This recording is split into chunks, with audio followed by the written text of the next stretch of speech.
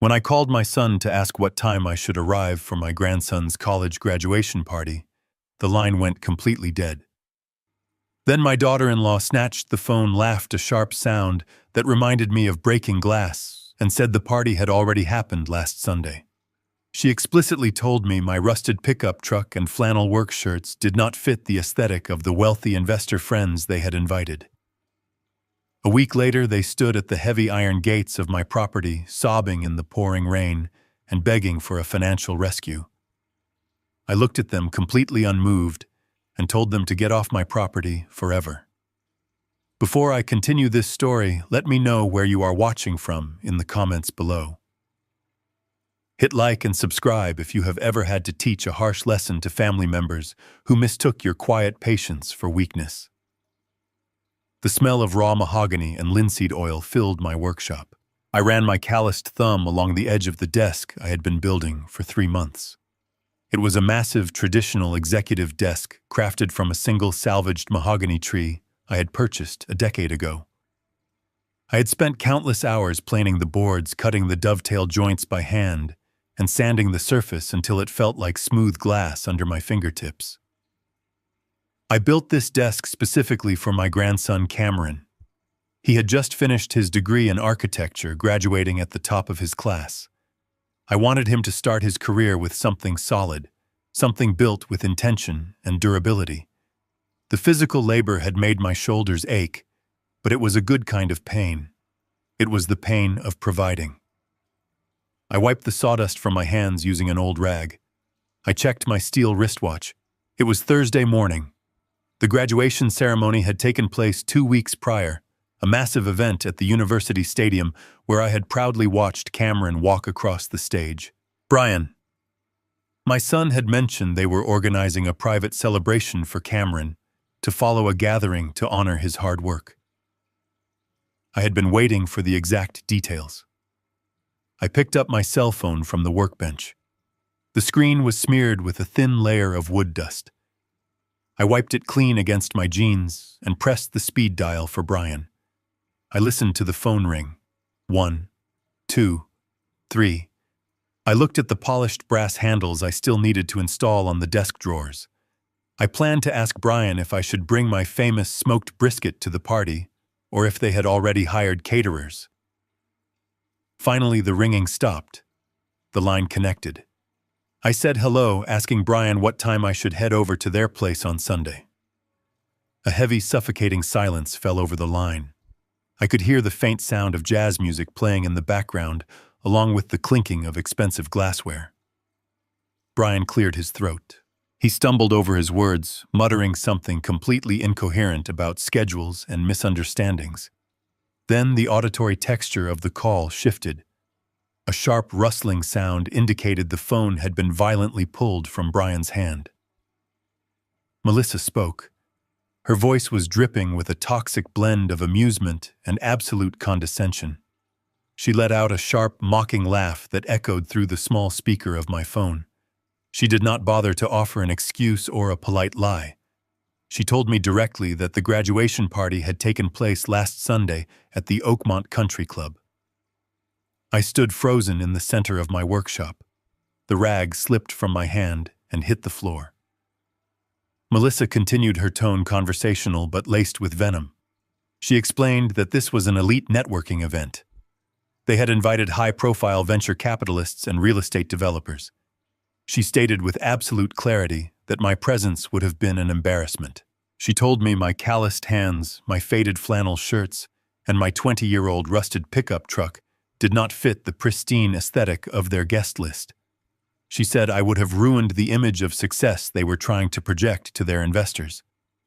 Before I could process the sheer cruelty of her words, I heard the distinct click of the call disconnecting. The dial tone buzzed in my ear, a flat mechanical sound that replaced the voice of my own family. I did not throw the phone. I did not scream or curse. I placed the device gently onto the workbench beside a set of sharp chisels. I looked at the beautiful mahogany desk I had built with my own hands. The silence in the workshop felt completely different now. It was no longer peaceful.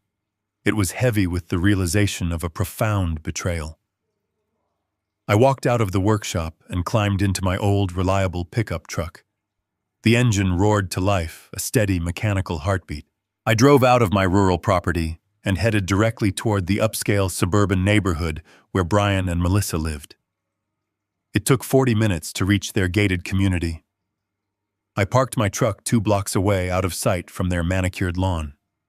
I walked down the pristine tree-lined sidewalk until I had a clear view of their massive modern estate. The visual confirmation was staggering.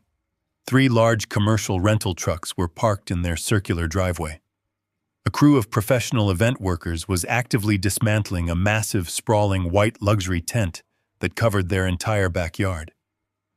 I watched as men carried out crystal chandeliers, towering floral arrangements, and velvet lounge chairs. This was not a casual backyard barbecue they had simply forgotten to invite me to. This was a calculated, highly financed production. They had deliberately excluded me from celebrating my only grandson's achievement because they viewed my working-class appearance as a liability to their social climbing. I stood on the sidewalk processing the scale of their deception. I felt no urge to march up to their front door and demand an explanation. An argument would be a waste of energy. It would only give them the satisfaction of calling me emotional or unreasonable. The disrespect was absolute, and it required an equally absolute response. I turned away from the sprawling estate and walked back to my truck. My heart rate was steady. The shock had already evaporated entirely, replaced by a cold, surgical clarity. I drove back to my property. I parked the truck and bypassed the workshop entirely. I walked through the front door of my house, the house I had purchased with decades of grueling, relentless labor. I moved down the hallway and stopped in front of the heavy oak door that led to my private home office. I unlocked the door and stepped inside. The room was dark, smelling of old paper and leather. I walked directly to the massive iron safe bolted to the concrete floor in the corner of the room. I spun the combination dial. 32 to the right, 14 to the left, 46 to the right. The heavy internal locking mechanism clicked with a satisfying metallic thud. I pulled the heavy steel door open. Inside the safe sat stacks of legal documents and property deeds. I reached past them and pulled out a thick, leather-bound master ledger. Imprinted on the front cover in subtle gold lettering were the words, Carter Holdings. I carried the heavy ledger to my desk and turned on the brass reading lamp. I opened the book to the most recent financial summaries. Brian and Melissa operated under the assumption that I was just a retired mechanic surviving on a modest monthly pension. They treated me with the disdain reserved for the powerless. They had absolutely no idea that 10 years ago I had quietly sold my commercial equipment leasing firm for $40 million. I had placed every single cent into an ironclad blind trust to ensure Brian would never become a lazy, entitled heir. I looked at the complex financial webs documented in the ledger. They thought they had outgrown me. They thought they were the architects of their own success. They were wrong. I closed the ledger, the sound echoing in the quiet room. I was no longer a discarded grandfather. I was the CEO of Carter Holdings, and it was time to conduct a complete audit of my son's arrogant life. I left the heavy ledger on the desk in my home office and walked back out to my truck. The drive from my quiet rural property to the towering glass structures of the downtown financial district took exactly 1 hour. The morning traffic was heavy, but I did not mind the delay. It gave me time to lock away any lingering paternal weakness. I navigated my battered pickup truck into the subterranean parking garage of the tallest skyscraper in the city. I parked perfectly between a silver sports car and a black luxury sedan. I stepped out, smoothing the wrinkles of my flannel shirt, and walked with purpose toward the private elevator reserved for executive clients. The polished steel doors opened onto the 50th floor, revealing the sprawling, marble-lined reception area of the city's most ruthless corporate law firm. The receptionist, a young woman in a meticulously tailored suit, looked up from her dual monitors. For a fraction of a second, her eyes registered confusion at my worn work boots and faded denim jeans. Then she recognized my face. She stood up immediately, her posture straightening into a rigid line of respect, and offered a polite greeting, referring to me clearly as Mr. Carter. She did not ask if I had an appointment. She simply pressed a button on her desk phone and told me that Stuart was ready for me in the corner office. I walked down the long, silent corridor passing glass-walled conference rooms, where men in $1,000 suits argued over corporate mergers. I reached the heavy oak door at the very end of the hall and opened it. Stuart sat behind a massive desk overlooking the sprawling city skyline. Stuart had been my lead corporate attorney for 20 years. He was a man who dealt exclusively in facts, numbers, and legally binding consequences. He looked up from his paperwork, removed his wire-framed reading glasses, and gestured for me to sit down. He noted out loud that I rarely visited the office without a scheduled quarterly review. I took the leather chair across from him and told him that a sudden change in family dynamics required an immediate comprehensive audit of all my assets. Stuart opened his laptop and typed in a highly secure authorization code. He asked me what exactly had triggered this unscheduled visit. I kept my voice perfectly level. I told him Brian had just hosted a lavish college graduation party for Cameron at the Oakmont Country Club and had explicitly banned me from attending because my working-class appearance would offend his wealthy guests. Stuart stopped typing. He looked at me, his expression hardening into cold anger. He knew the truth about my life, a truth Brian was entirely blind to. Stuart brought up the master file for the blind trust on his screen. He leaned back in his leather chair and reminded me of the exact conversation we had in this very room 10 years ago. We discussed the day I signed the paperwork to sell my commercial equipment leasing firm. The buyout had been for a staggering $40 million in cash. Stuart recalled how Brian had just started asking for massive loans to fund his absurd lifestyle choices, assuming he would eventually inherit my entire business. I told Stuart that day that I would rather burn the money than watch my son use it to become a lazy, arrogant parasite. That was the exact reason we established the irrevocable blind trust. I placed every single dollar of the $40 million, along with the deeds to my personal properties, directly into the trust. I appointed a neutral third-party management firm to handle the investments. To Brian and to the rest of the world, it appeared as though my business had simply failed, and I had retired with nothing but a meager pension and a small plot of land. I wanted Brian to build his own life from the ground up to understand the true value of hard work. Instead, he had married a woman obsessed with social status and spent his entire life pretending to be wealthy while looking down on the man who had secretly secured his future. I told Stuart I wanted to know exactly how Brian was funding his current lifestyle. A massive party at the Oakmont Country Club cost tens of thousands of dollars. Brian managed a mid-level regional sales team, and his wife ran a failing interior design studio. The math simply did not add up. I instructed Stuart to run a full financial background check on their recent activities, leveraging the private investigators our firm kept on retainer. I wanted to see their debts, their loans, and every single desperate move they had made to maintain their fake affluent image.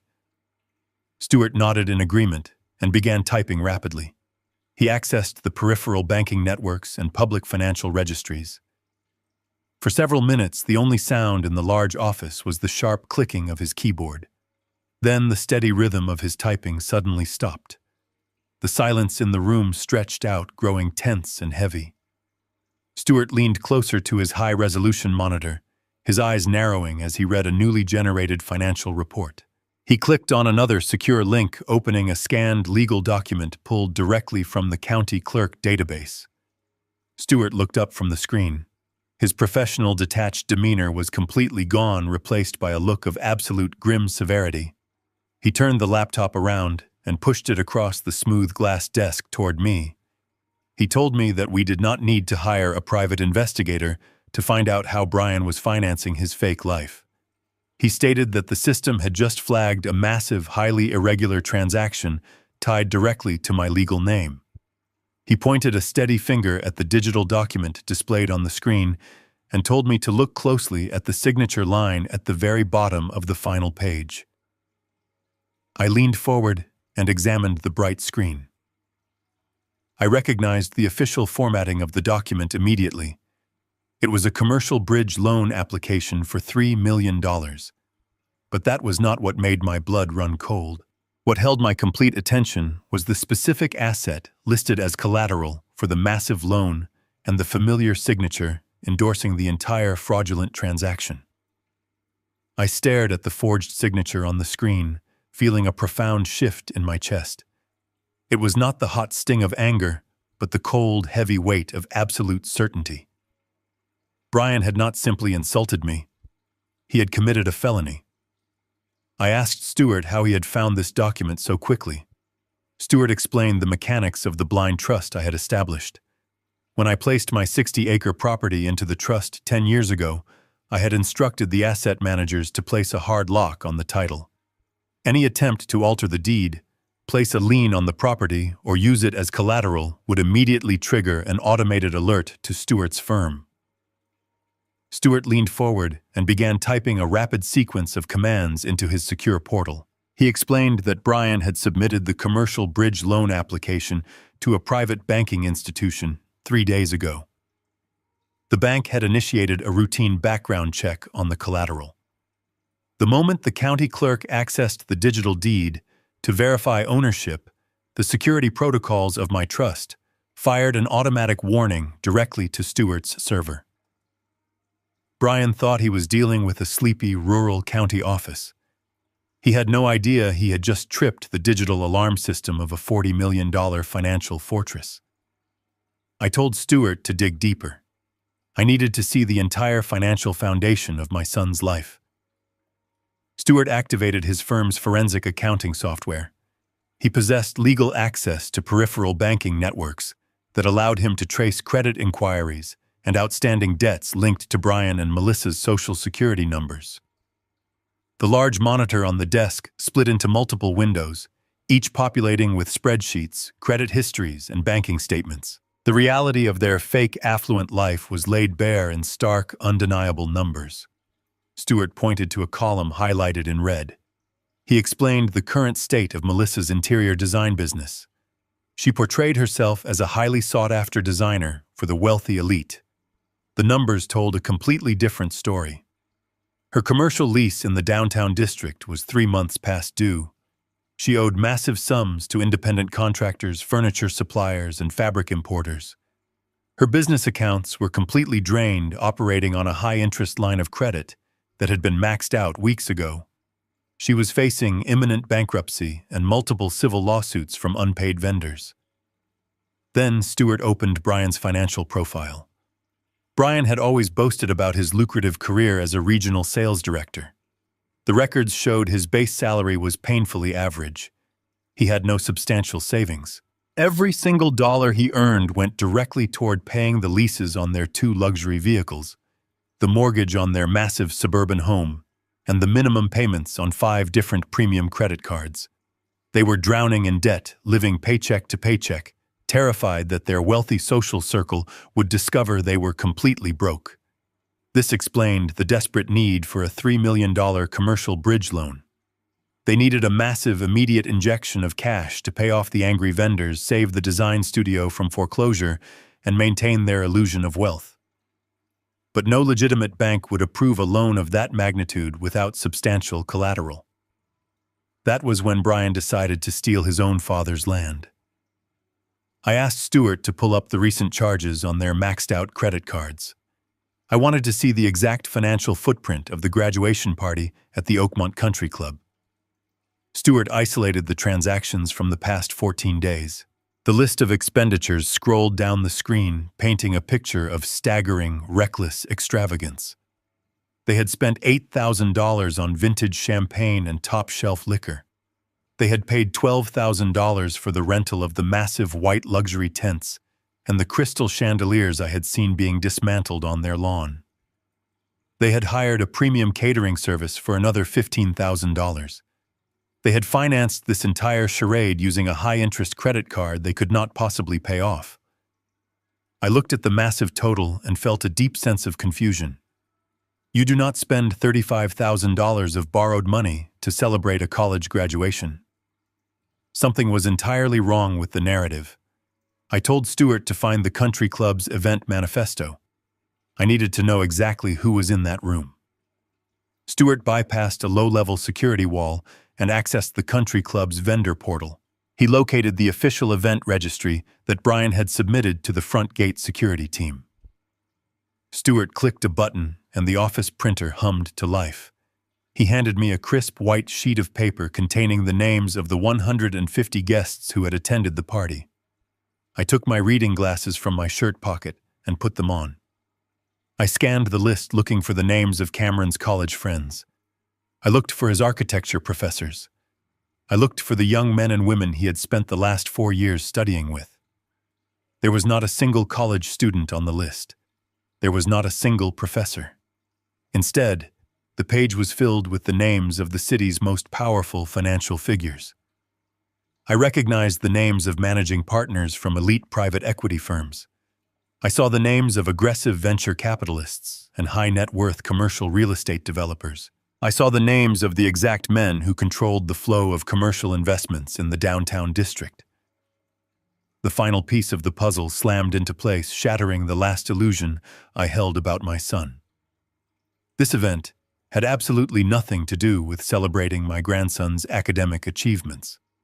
Cameron was merely a decorative prop.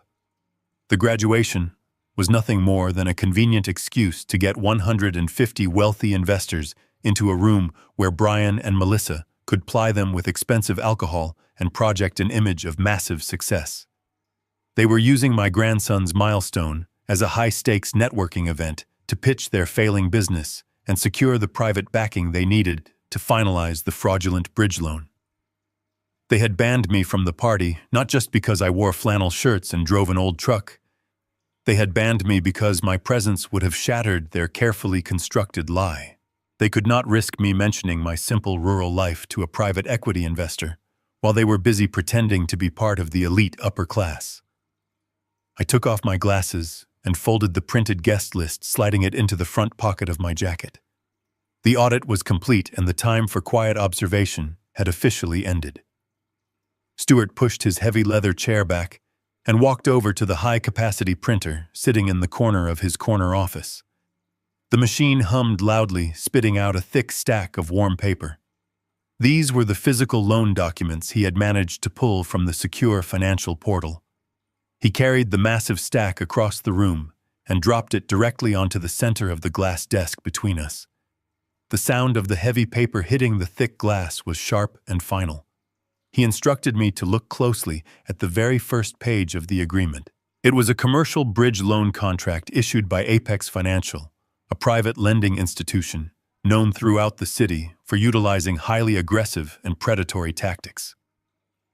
Stuart began to break down the exact nature of the financial trap my son had walked into.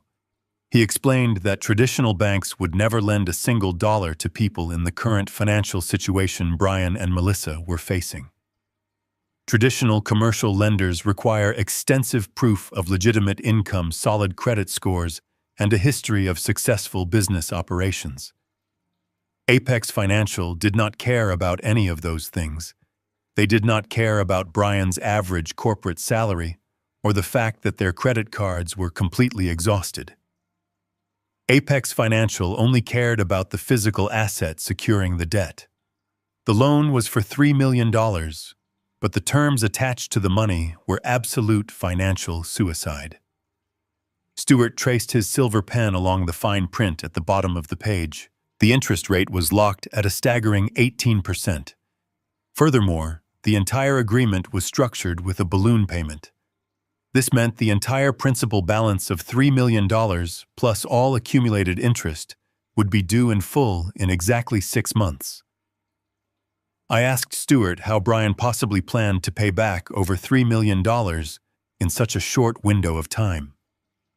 Stuart turned to the second section of the printed documents, which detailed the comprehensive business plan Melissa had submitted to the lenders to justify the massive funding. In the official application, Melissa claimed her design studio was on the verge of signing an exclusive multi-million-dollar contract to design the interiors of a massive new luxury hotel being developed in the downtown district. She projected millions in upcoming revenue to cover the loan. However, Stewart had already instructed his paralegals to cross-reference this specific claim. The Hotel Development Group had never even heard of her interior design firm. The entire business plan was a complete fabrication, a desperate lie constructed solely to secure the cash. Stewart then pulled a separate, thick red folder from his lower desk drawer. He stated that we needed to look much closer at the true catastrophic state of Melissa's interior design business. He opened the folder to reveal copies of 4 separate civil lawsuits filed in the county court over the past 2 weeks. Melissa had not just been failing to pay her commercial rent or her suppliers. She had been actively defrauding her own wealthy clients. Stewart explained the exact mechanics of her crumbling business model. She required her affluent clients to pay a 50% cash retainer up front, claiming the money was needed to purchase custom luxury furniture and imported European fabrics. However, Melissa never ordered the materials. Stewart pointed to the bank statements attached to the legal filings. Melissa had taken hundreds of thousands of dollars in client retainers and funneled the money directly into her personal checking accounts. She had committed the crime of commingling funds. She used her clients' money to pay the lease on her luxury vehicles, to buy expensive designer clothing, and to fund the extravagant graduation party I had just discovered. Her clients had finally realized the furniture was never arriving. They were now demanding their money back, but the bank accounts were completely empty. If she did not secure this $3 million bridge loan by Friday, to pay them back, the civil lawsuits would immediately be upgraded to criminal charges for grand larceny. That was the true reason for their absolute desperation. They were not simply trying to save a failing design studio. Melissa was desperately trying to stay out of a state penitentiary. Brian was acting as her willing accomplice, perfectly willing to sacrifice my land to cover up her criminal activities. I looked at the loan documents again, focusing my attention on the specific section detailing the collateral. My 60-acre property was listed in bold black ink, recently appraised at $4.5 million. Stewart explained the predatory strategy of Apex Financial. The lenders knew Brian could not possibly pay the loan back in 6 months. They were entirely counting on him to default. When Brian inevitably failed to make the balloon payment, Apex Financial would immediately foreclose on my property. They would bypass a lengthy court battle because the bridge loan contained a strict, irrevocable forfeiture clause. They intended to seize my 60 acres of pristine, undeveloped land, divide it into lucrative commercial lots, and sell it for double its appraised value. Apex Financial was not in the business of lending money to help struggling businesses. They were in the business of stealing highly valuable assets from desperate fools. And Brian had walked right into their trap, offering the culmination of my life's work as the bait. I asked Stewart how Brian had managed to bypass the strict legal requirements for transferring a property deed in this state. A transfer of this magnitude required a certified, notarized signature to be considered legally binding. Stewart flipped over to the final page of the dense loan agreement. He pointed his pen to the official blue notary stamp pressed into the bottom corner of the paper, resting right next to my perfectly forged signature. Stewart recognized the printed name of the notary public. It belonged to a man who operated out of a sketchy title loan office on the industrial edge of the city, a man widely known in legal circles to bend the rules for a large cash bribe. Brian had paid a corrupt official to validate the forged signature, elevating his reckless actions from simple fraud to a severe federal crime. Stewart leaned back in his heavy leather chair, folding his hands together on his lap. He looked at me with a gaze of absolute professional seriousness. He proceeded to outline my legal options. He told me that we possessed more than enough undeniable evidence right now to contact the federal authorities. If we handed this thick file over to the district attorney today, Brian and Melissa would be arrested before the loan funds were ever dispersed. They would face decades in federal prison for bank fraud, wire fraud, and aggravated identity theft. Stewart warned me that if I allowed this loan to officially process, I risked entering a massive, expensive legal battle to reclaim my own land from Apex Financial. I sat in the heavy leather chair, absorbing the complete and utter devastation of my son's choices. I felt no sorrow, no pity, and no paternal weakness. I felt only a cold, mechanical resolve settling into my chest. Brian had made a calculated decision to destroy my life in order to save his own fake reality. He viewed me as a disposable resource, a naive old man he could easily steal from. I looked Stuart directly in the eyes and told him that calling the authorities now would be far too quiet. It would allow them to hide behind closed doors and quiet plea bargains. I instructed Stuart to draft a certified, legally binding letter of fraudulent collateral. We were not going to stop the loan today. We were going to let them believe they had won. We would let them gather their wealthy investors and celebrate their false victory on Friday night. And then I would tear their entire world apart in front of the very people they had sacrificed me to impress. I asked Stuart to isolate the specific deed transfer document from the massive stack of printed financial records. I needed to see the exact mechanism of my son's betrayal with my own eyes. Stuart pulled a single dense page from the pile and placed it squarely in the center of the glass desk. This was the official county transfer application. It was the primary legal instrument required to pledge a physical property as collateral for a commercial loan. I looked at the property description block located at the top of the form. There, typed in rigid, uncompromising black ink, was the exact legal plotting for my 60-acre estate. This was not just a random piece of real estate. Those 60 acres represented the culmination of my entire life's labor. It was the land where I had built my workshop, the very place I had spent the last 3 months carefully crafting Cameron's mahogany desk. I had purchased that specific parcel of land 30 years ago, paying for it with the grueling, exhausting profits from my early days in the equipment leasing business. The property was a sanctuary surrounded by old-growth oak trees and a quiet freshwater creek. It was the only place I found absolute peace after my wife passed away.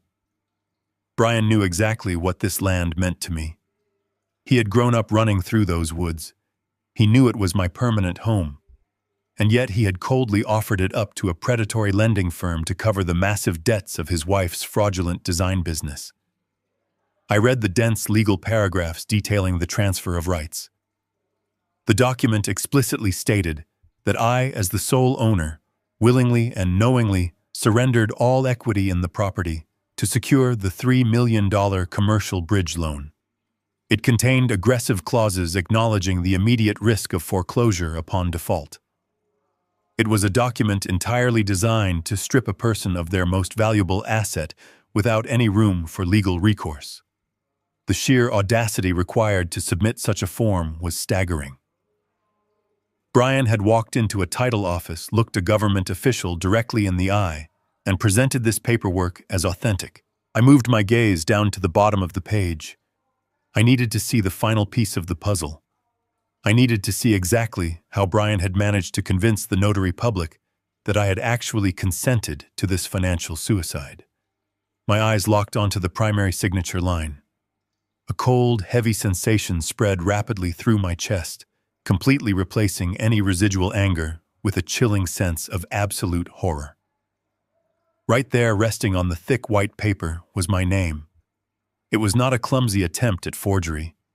It was not a rushed scribble or a careless imitation done in a moment of panic. It was a flawless, perfect replica of my exact signature. I leaned closer to the desk, tracing the blue ink strokes with my eyes. The capital letter had the exact same sharp, distinctive angle I had used since I was 20 years old. The loops of the lowercase letters carried the exact same fluid motion. Even the slight, deliberate tail at the very end of my last name was perfectly duplicated. I realized the terrifying implication of what I was looking at. A forgery of this incredible caliber could not be produced spontaneously. It required intense, calculated, and repetitive practice. I know the mechanics of handwriting. A standard forgery usually shows tiny hesitations, small pools of ink where the pen stops as the forger tries to remember the next stroke. This signature had none of that. The ink flowed smoothly and confidently. Brian had deliberately studied my handwriting for a long time. He had likely taken old birthday cards, canceled checks, or personal letters I had sent him over the years. He had sat at his desk in his expensive suburban home, carefully copying the specific movements of my hand, practicing over and over again until he could replicate my identity with absolute, terrifying perfection.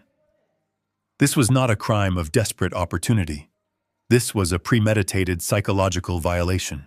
My own son had spent countless hours learning how to steal my identity so he could seamlessly steal my home. I remembered sitting at the kitchen table with him 30 years ago, holding his small hand in mine, teaching him how to properly grip a pen and write his own name. I had taught him how to form his letters with pride. Now, decades later, he had weaponized that very skill against me. I thought about the phone call from the day before. I thought about Melissa laughing at me over the receiver, mocking my work boots and my rusted truck. While she was publicly humiliating me and intentionally keeping me away from my grandson's graduation party, Brian was privately mastering the forgery required to leave me completely homeless. They had worked together, operating as a synchronized, ruthless team of predators. They believed my quiet nature and simple clothing meant I was a weak, easily manipulated target. I looked up from the fraudulent document and met Stuart's steady gaze. He did not offer any empty words of comfort. He knew that sympathy was entirely useless in a room where facts and undeniable evidence ruled. I tapped my calloused index finger against the forged blue ink on the page. I told Stuart that this signature proved Brian possessed a level of malice and entitlement I had never truly understood. I had spent my life trying to protect him from the corrupting influence of unearned wealth. I had built the blind trust specifically to teach him the vital value of hard work and integrity. But the rot had clearly taken hold deep inside his character. The perfect forgery resting on the desk was the ultimate proof that Brian was completely beyond any form of salvation or paternal rescue. He had crossed a legal and moral boundary that could never be uncrossed. He had weaponized his intimate knowledge of me to execute a highly sophisticated federal financial crime. I folded the deed transfer document carefully, making sure the perfect forgery was safely protected inside the crease. I placed the paper into the inside breast pocket of my jacket. The visual confirmation was the final fuel my mind required. The audit was officially over. I possessed the undeniable proof of their betrayal. I stood up from the leather chair, feeling the weight of the document against my chest. The time for silent observation had ended. It was time to step directly into their fake world and burn their false reality completely to the ground. I left the towering glass structure of the financial district and navigated my truck toward the historic arts sector of the city. This was the most expensive retail corridor in the entire state. The narrow, pristine streets were lined with imported luxury vehicles, private valet stands, and high-end commercial galleries. I parked my battered 20-year-old pickup truck directly in front of a sprawling storefront featuring massive floor-to-ceiling windows. The elegant gold lettering, beautifully etched into the heavy glass, read, "Melissa Carter Interiors." I sat in the driver's seat for a long moment, with the engine idling, and looked through the immaculate glass. The irony of the visual display in front of me was physically nauseating. I knew the absolute truth about her business now. I knew from the forensic accounting that she was completely bankrupt, facing massive unpayable debts and multiple civil lawsuits for grand larceny. Yet from the outside, the studio looked like an untouchable fortress of immense wealth and high society influence. I turned off the engine and stepped out onto the clean sidewalk. I did not bother to brush the wood dust off my faded green flannel shirt. I did not try to clean the dried mud from my heavy steel-toed work boots. I walked up to the towering glass doors and pushed them open, stepping directly into a world of completely fabricated luxury. The air inside the cavernous room was heavily perfumed with the scent of expensive floral arrangements and fresh bespoke leather. The floors were made of poured concrete that had been polished to a blinding white shine, reflecting the overhead light like a calm lake. Massive custom crystal chandeliers hung from the exposed industrial ceiling, casting a warm, flawless glow over several perfectly arranged seating areas. I slowly walked past a display featuring an imported velvet sofa and a solid marble coffee table. I looked at the extravagant price tags discreetly tucked under the silk cushions. None of this actually belonged to her. Every single piece of high-end furniture and rare textile in this massive room was purchased with money she had explicitly stolen from her trusting clients. It was not a legitimate design studio built on hard work and talent. It was an elaborate theater set built entirely on a foundation of desperate lies and corporate fraud. I stood near the grand entrance, letting my calloused hands rest heavily by my sides. I was the exact physical embodiment of everything my son and his wife despised. I was raw, unpolished reality standing inside their temple of fake perfection. At the far end of the sprawling studio, a group of people was gathered around a massive custom quartz island. Brian and Melissa were standing proudly at the center of the group holding court. They were surrounded by 3 young design assistants who were all wearing sharp, matching black outfits. Brian was wearing a perfectly tailored navy suit that likely cost more than my first car. Melissa was draped in a pure white designer silk dress, and her wrists were glittering with heavy, expensive gold bracelets. The scene looked exactly like a photograph pulled directly from a wealthy lifestyle magazine. Brian held a dark green bottle of vintage champagne in one hand and a tall crystal flute in the other. I watched in absolute silence as he popped the cork with a loud, obnoxious cheer. The young assistants clapped their hands enthusiastically, playing the role of a devoted audience. Brian poured the sparkling golden liquid into the glasses held out by the eager employees. I listened closely as Melissa raised her crystal glass high into the air and proposed a loud, boastful toast to their impending massive expansion.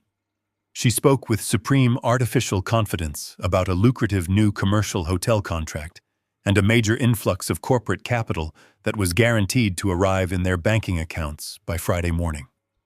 She was smiling, a radiant, flawless smile. She was actively and joyfully celebrating the successful theft of my 60-acre property. She was drinking expensive champagne to honor the forged document that would leave me completely homeless.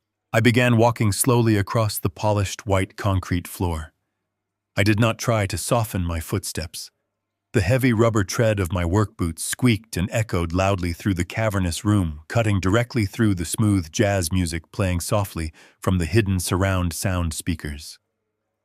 I walked past rolls of expensive French silk and displays of imported Italian ceramics. The physical distance between the front door and the quartz island felt like a long corridor of mounting tension. I kept my eyes locked directly on my son. The young assistants were the first to notice the heavy approaching footsteps.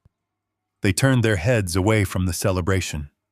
Their enthusiastic smiles instantly vanished and were quickly replaced by looks of utter confusion and mild alarm.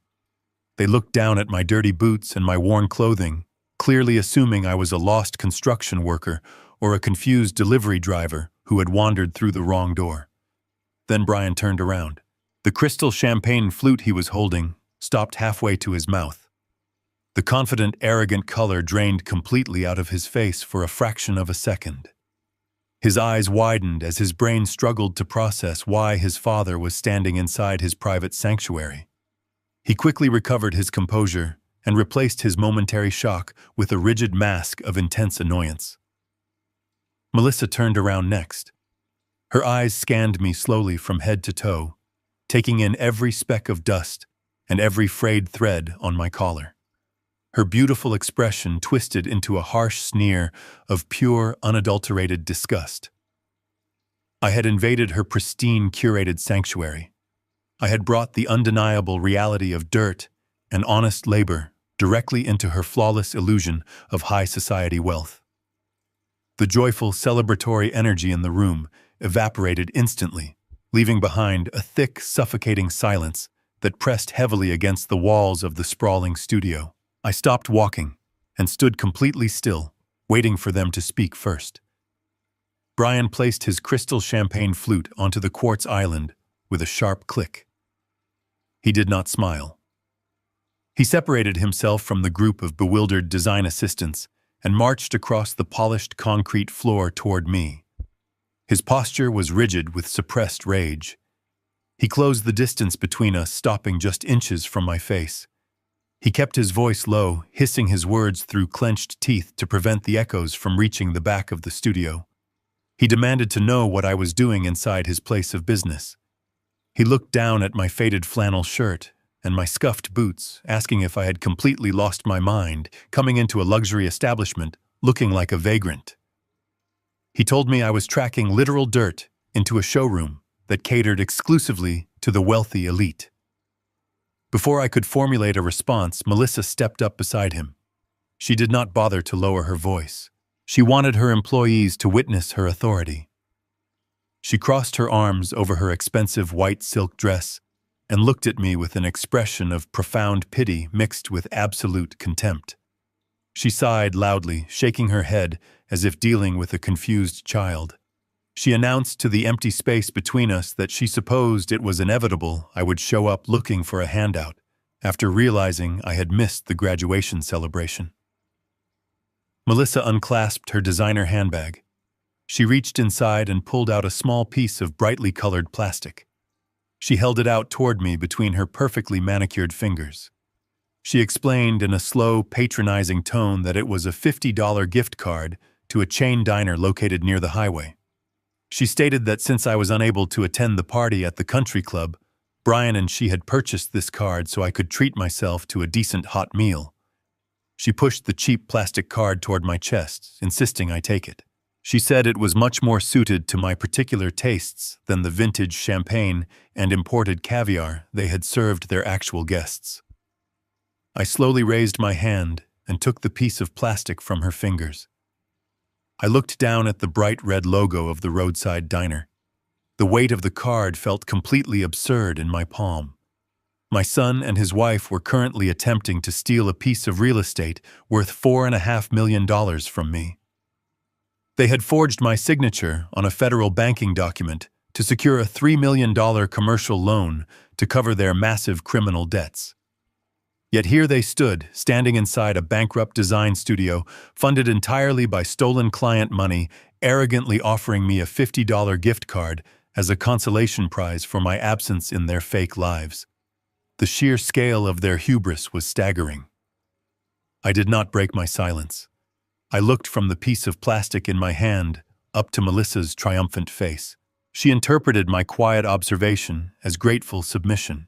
She smiled a cruel, self-satisfied smile and took a step back, aligning herself shoulder to shoulder with Brian. She told me that I needed to understand my place in their new world. She explained that their social circle was composed of high-net-worth individuals, powerful investors, and corporate executives who expected a certain standard of elegance. She stated plainly that my presence was a liability. She told me that looking at my calloused hands and worn clothing made her physically uncomfortable, and it would completely ruin the pristine brand they had worked so hard to build. Brian stepped forward again, emboldened by his wife's ruthless monologue. He pointed a rigid finger toward the heavy glass doors leading out to the street. He dropped all pretense of familial respect. He commanded me to turn around and walk out the door immediately. He stated that they were expecting a very important visit from a private equity representative in less than an hour. He said this meeting would secure their financial future forever, and he absolutely refused to let a stubborn, old-fashioned mechanic sabotage his massive success. He looked me directly in the eyes and told me I was an embarrassment to his professional image. He told me to take the gift card, drive my ugly truck back to the woods, and stay out of his sophisticated life. Brian continued his verbal assault, his voice rising in volume and arrogance. He bragged about the empire he was building. He claimed he had achieved a level of wealth and influence I could never possibly comprehend. He stated that I had spent my entire life working with my hands like a peasant, completely lacking the vision and ambition required to navigate the modern corporate landscape. He declared that he was a self-made man, entirely responsible for his own luxury, and he owed absolutely nothing to a father who had never understood the true meaning of power. I stood completely still, absorbing every single word of his delusional rant. I let him empty his entire arsenal of insults. I watched him inflate his own ego, building his pedestal of lies higher and higher into the air. I did not feel the urge to defend my honor or explain the millions of dollars sitting in my blind trust. I did not feel the need to tell him that the very ground he was standing on was entirely funded by my silent generosity. I simply let him construct his own trap. The higher he climbed on his ladder of arrogance, the more devastating the final fall would be. I slipped the plastic gift card into the front pocket of my flannel shirt, resting it right next to the folded copy of the forged deed transfer. The contrast between the two items resting against my chest was the perfect representation of their fatal miscalculation. I stood my ground, while the echoes of Brian's arrogant insults faded into the cavernous space of the design studio. The plastic gift card rested heavy in my chest pocket, right next to the forged deed. Brian was breathing heavily. His face was flushed with the sheer exertion of his own ego. He was waiting for a reaction. He was waiting for me to shout to defend my pride or to storm out in a fit of typical parental anger. I did none of those things. I simply observed him. I let the silence stretch out, forcing him to sit in the uncomfortable atmosphere he had just created. I looked past his tailored navy suit and the expensive gold watch gleaming on his wrist. I kept my voice perfectly level and calm. I asked him a very direct question. I asked him how he had managed to secure such a massive influx of corporate capital in such an incredibly short amount of time. I framed the question not as an accusation, but as a genuine inquiry from a confused old man trying to understand the complexities of modern business.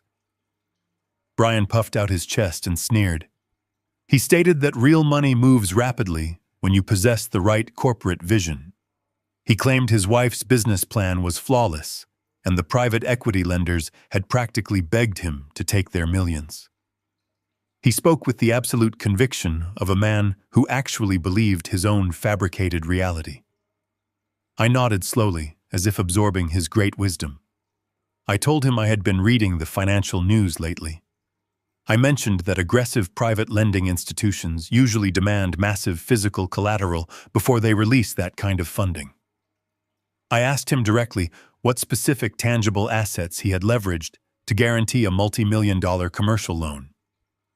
Melissa rolled her eyes aggressively. She stepped forward and told Brian not to waste his breath explaining high finance to a man who spends his days cutting wood in a dirty shed. She wanted to dismiss me completely, but Brian could not resist the overwhelming urge to brag. His hubris demanded an audience. He looked down at me and stated that he had leveraged his own immense corporate value. He said the banking executives looked at his investment portfolio, his wife's exclusive client list, and their massive future revenue projections, and deemed them a zero-risk investment. He lied flawlessly, without a single hesitation or break in eye contact. This was the critical juncture. I had to give him one final opportunity to show a single shred of human decency or remorse. It was a test I secretly hoped he would pass, even though I knew the undeniable facts resting in my pocket. I looked him dead in the eye and lowered my voice. I asked him if he was absolutely certain his financial foundation was clean. I asked him if he had ever used anything that did not explicitly belong to him to secure this lavish new life. I warned him, speaking slowly and deliberately, that if a man builds his massive house on stolen ground, the entire structure will inevitably collapse and crush him. The question struck a nerve, but it did not strike the nerve of guilt. It struck his fragile pride. He took a hostile step forward, completely invading my personal space. The smell of the expensive vintage champagne was heavy on his breath. He told me I was pathetic and deeply jealous. He said I was projecting my own lifelong financial failures onto his massive, unprecedented success. He swore on his life that every single thing he possessed, every dollar in his bank account, and every contract he signed was earned through his own sheer brilliance. He looked at me with cold, dead eyes and stated that I had never given him anything of real value and he would never need a single thing from me for the rest of his natural life. The confirmation of malice was absolute. He had officially sealed his own fate. He had looked the man whose signature he painstakingly forged straight in the face and lied with terrifying conviction.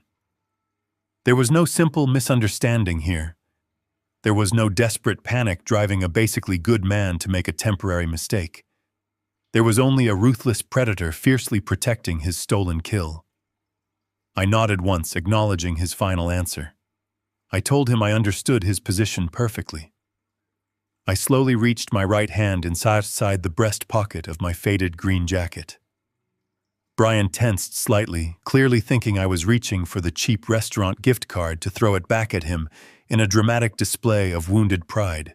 Melissa crossed her arms, waiting for the emotional outburst she so desperately wanted to witness.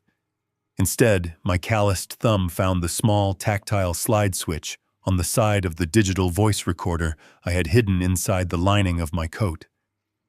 I had activated the recording device the exact moment I parked my truck outside the studio. I pushed the switch down with a firm press. The tiny hidden device clicked softly, saving the last 20 minutes of high-definition audio directly to its internal memory drive. I had captured every single insult, every boastful lie, and his absolute denial of using stolen collateral. I pulled my empty hand out of my pocket and let it fall relaxed to my side. I looked at the group of silent, staring design assistants and then shifted my gaze back to my son and his wife. I did not raise my voice or make a theatrical scene. I simply told Brian to enjoy his expensive champagne. I told him to savor every single drop of it right now, because the taste of victory becomes incredibly bitter when the actual bill finally arrives. I turned my back on them and walked slowly toward the heavy glass doors. Behind me, I heard Melissa scoff loudly, dismissing my final words as the pathetic rambling of a jealous old man. I heard Brian pour another glass of champagne and loudly declare to the room that it was time to get back to celebrating their massive future. I pushed the heavy doors open and stepped back out onto the sunlit concrete sidewalk. The heavy perfumed air of the fake luxury studio vanished instantly, replaced by the sharp, clean smell of city exhaust. I walked back to my truck, holding the audio evidence that would guarantee his complete destruction. I climbed into the cab of my pickup truck and shut the heavy metal door. The sound of city traffic was instantly muffled. I reached into my jacket pocket and pulled out the small digital voice recorder. I pressed the playback button just to be absolutely certain. Brian's arrogant voice filled the small cabin of my truck, declaring that he was a self-made man and that he had never used anything that did not belong to him. The audio was crystal clear. I turned the device off and placed it safely back into my pocket alongside the fraudulent deed transfer. I turned the ignition key. The engine roared to life. I did not drive back to my quiet property in the woods. I steered the truck back toward the towering financial district. Stuart had given me the exact address of Apex Financial during our meeting. It was time to introduce myself to the people who were eagerly waiting to steal my land. The regional headquarters of Apex Financial occupied the top 3 floors of a massive steel and glass skyscraper. I parked my truck in the visitor lot and rode the silent elevator up to the executive level. The doors opened to reveal a cold, intimidating reception area designed to make borrowers feel small and powerless. The walls were paneled in dark walnut, and the floor was covered in thick charcoal carpet. A security guard in a tailored suit watched me closely as I walked toward the main reception desk. The receptionist looked at my faded flannel shirt and my scuffed boots with the exact same expression of distaste Melissa had used earlier.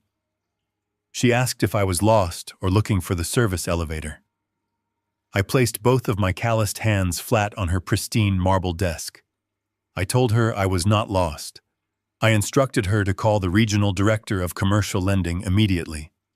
I told her to inform him that the primary collateral listed on the $3 million bridge loan for Melissa Carter Interiors was entirely fraudulent. The receptionist froze. The condescending smirk vanished from her face. She picked up her phone and dialed an internal extension, her eyes locked nervously on my dirty work boots. Less than 2 minutes later, a tall man in a sharp gray suit hurried out of a set of double doors. He introduced himself as Richard, the regional director. He looked frantic and deeply concerned. He ushered me quickly past the security guard and into his private corner office, closing the heavy wooden door firmly behind us. He gestured for me to sit in one of the plush leather chairs opposite his massive mahogany desk. He did not offer me anything to drink or waste time with pleasantries. He sat down heavily and demanded to know exactly who I was and why I was making such massive accusations regarding one of their pending commercial accounts. I did not answer him immediately. I reached into my back pocket and pulled out my worn leather wallet. I extracted my state-issued driver license and slid it across the smooth surface of his desk. Richard picked it up and read the name. He looked up at me, his brow furrowed in confusion. He recognized my name as the primary property owner listed on the massive loan application his firm had just approved. I reached inside my jacket and pulled out a thick, heavy envelope Stuart had prepared for me. I opened the flap and pulled out the original master deed to my 60-acre property. This was not a digital copy or a cheap reproduction. It was the original legally binding document stamped with the official seal of the state and certified by the Carter Holdings Blind Trust. I placed the heavy parchment directly next to my driver license. I told Richard to look very closely at the security clauses embedded in the second paragraph of the master deed. I explained that the property was locked inside an irrevocable blind trust and had been for the last 10 years. I stated clearly that the title was frozen and absolutely no individual possessed the legal authority to use it as collateral for any financial transaction. Richard leaned forward, his face turning pale as he read the dense legal text. He was a man who understood financial liability perfectly. He realized in real time that his aggressive lending firm had just authorized a $3 million disbursement based entirely on a forged federal document. If that money was wired into Melissa's account tomorrow, his firm would suffer a massive unrecoverable loss and face severe federal scrutiny for failing to properly verify their collateral. Richard began to panic. He stammered frantically, reaching for his office phone to call his legal department and freeze the loan disbursement immediately. He claimed his firm was a victim of sophisticated identity theft. I reached across the desk and firmly placed my hand over his, holding the phone down. I told him he was not going to cancel the loan today. I told him we were going to let the process continue, exactly as Brian and Melissa expected. Richard looked at me as if I were insane. He asked why I would possibly want to allow a fraudulent loan to proceed when my own property was on the line. I removed my hand from the phone and reached back into my pocket. I pulled out the small digital voice recorder and set it on the desk. I pressed the play button. The clear audio of my son bragging about his flawless business plan and denying any use of stolen assets filled the quiet executive office. Richard listened in stunned silence as Brian aggressively insulted me and claimed complete ownership of his fake empire. I let the recording play to the very end before turning the device off. I looked the regional director dead in the eye. I explained that simply canceling the loan quietly would teach them absolutely nothing. They would just find another predatory lender or forge another document. I told Richard that Brian and Melissa were hosting a massive victory dinner on Friday night at a 5-star restaurant surrounded by their wealthy private equity investors. They were planning to celebrate the arrival of his bank's money. I instructed Richard to freeze their personal and business accounts at 5 o'clock on Friday afternoon, precisely 1 hour before their lavish dinner began. I told him to prepare a certified letter officially revoking the loan due to criminal fraud. I stated that my attorney and I would personally deliver that letter to their table. Richard stared at the original deed, the audio recorder, and my calloused hands. He realized he was not dealing with a confused old man, but with a meticulous architect of absolute ruin. He slowly nodded his head, agreeing to every single term. The trap was now fully armed and locked into place. Friday evening descended upon the city, casting long shadows across the towering skyscrapers of the financial district. At exactly 7 o'clock, the heavy mahogany doors of the most exclusive five-star restaurant in the state swung open to welcome the evening elite. This was an establishment that did not advertise its location and did not accept reservations from the general public. It was a fortress of culinary luxury, where the minimum cost of a dinner equated to a standard monthly mortgage payment. The air inside the main dining room was thick with the scent of white truffles, roasted bone marrow, and vintage red wine. Soft amber light filtered through imported crystal chandeliers, casting a warm, flattering glow over the faces of politicians, corporate executives, and high society socialites. The ambient noise was a gentle hum of polite conversation and the clinking of heavy sterling silver against fine porcelain.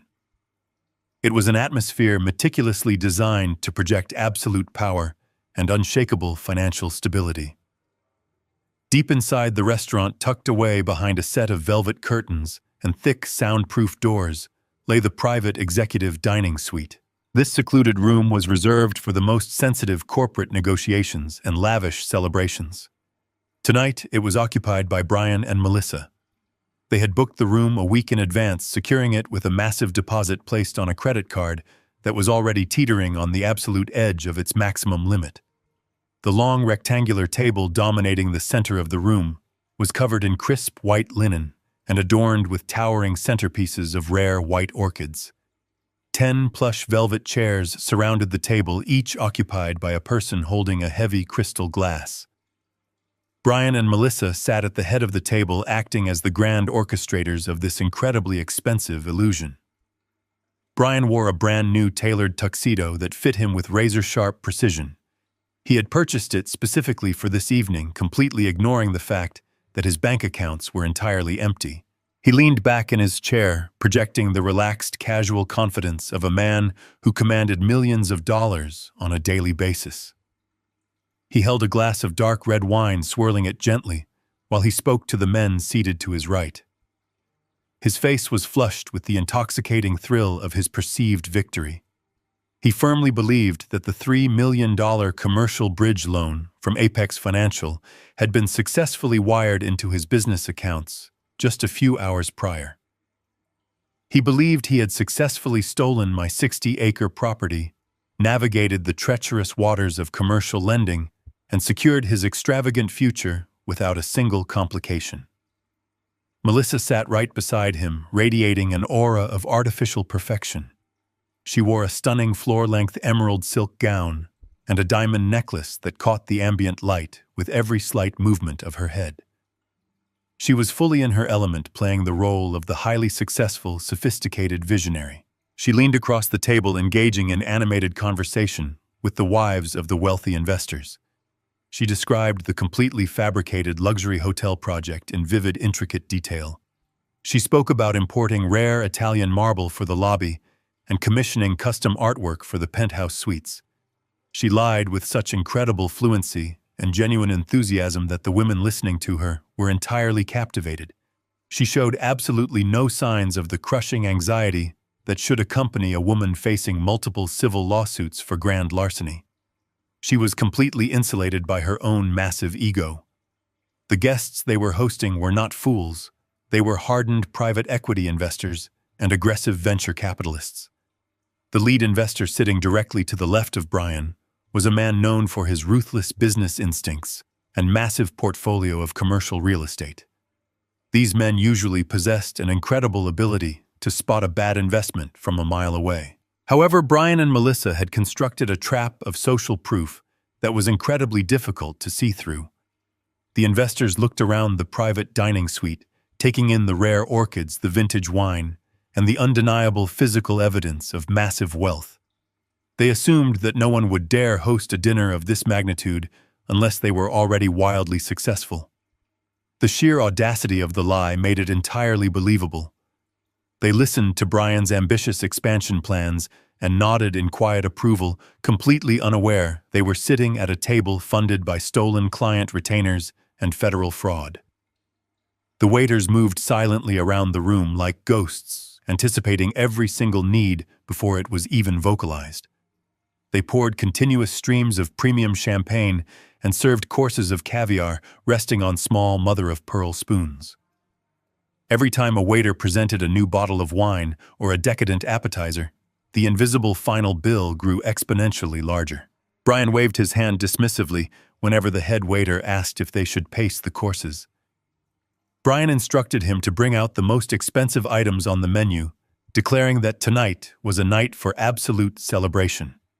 He was throwing stolen money into a roaring fire, completely blind to the fact that the flames were about to consume him entirely.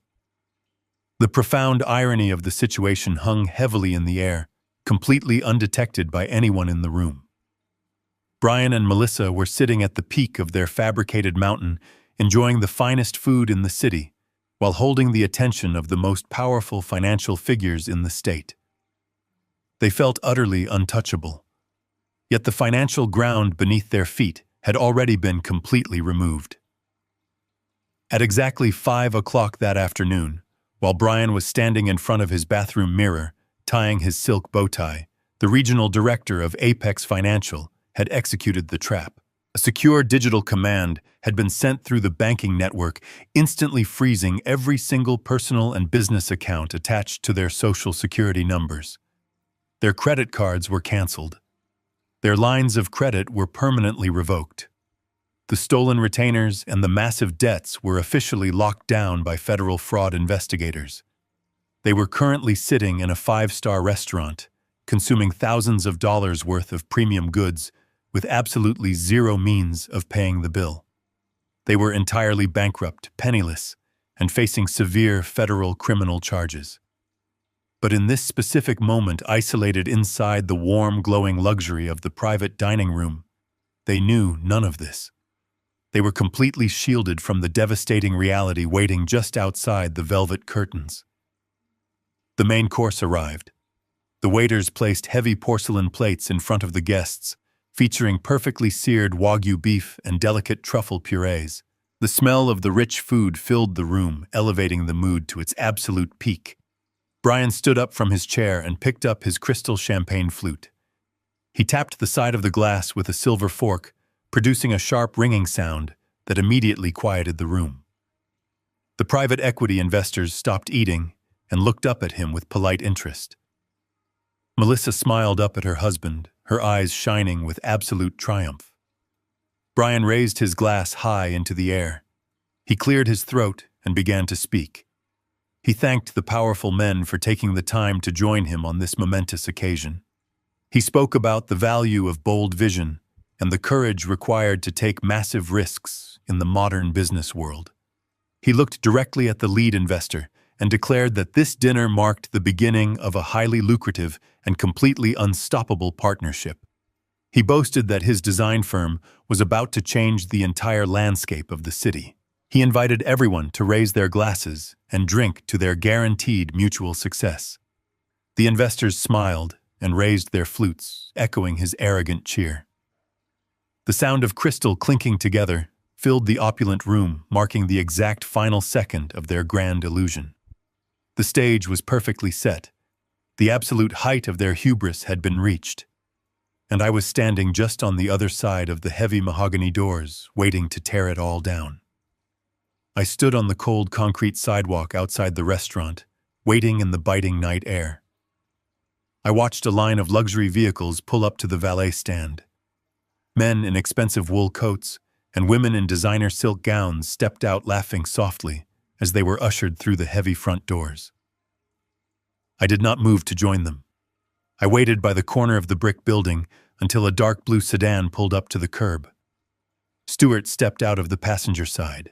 He was wearing his standard charcoal gray suit, carrying a slim leather briefcase. 2 men stepped out of the back doors. They were not dressed for a high society dinner.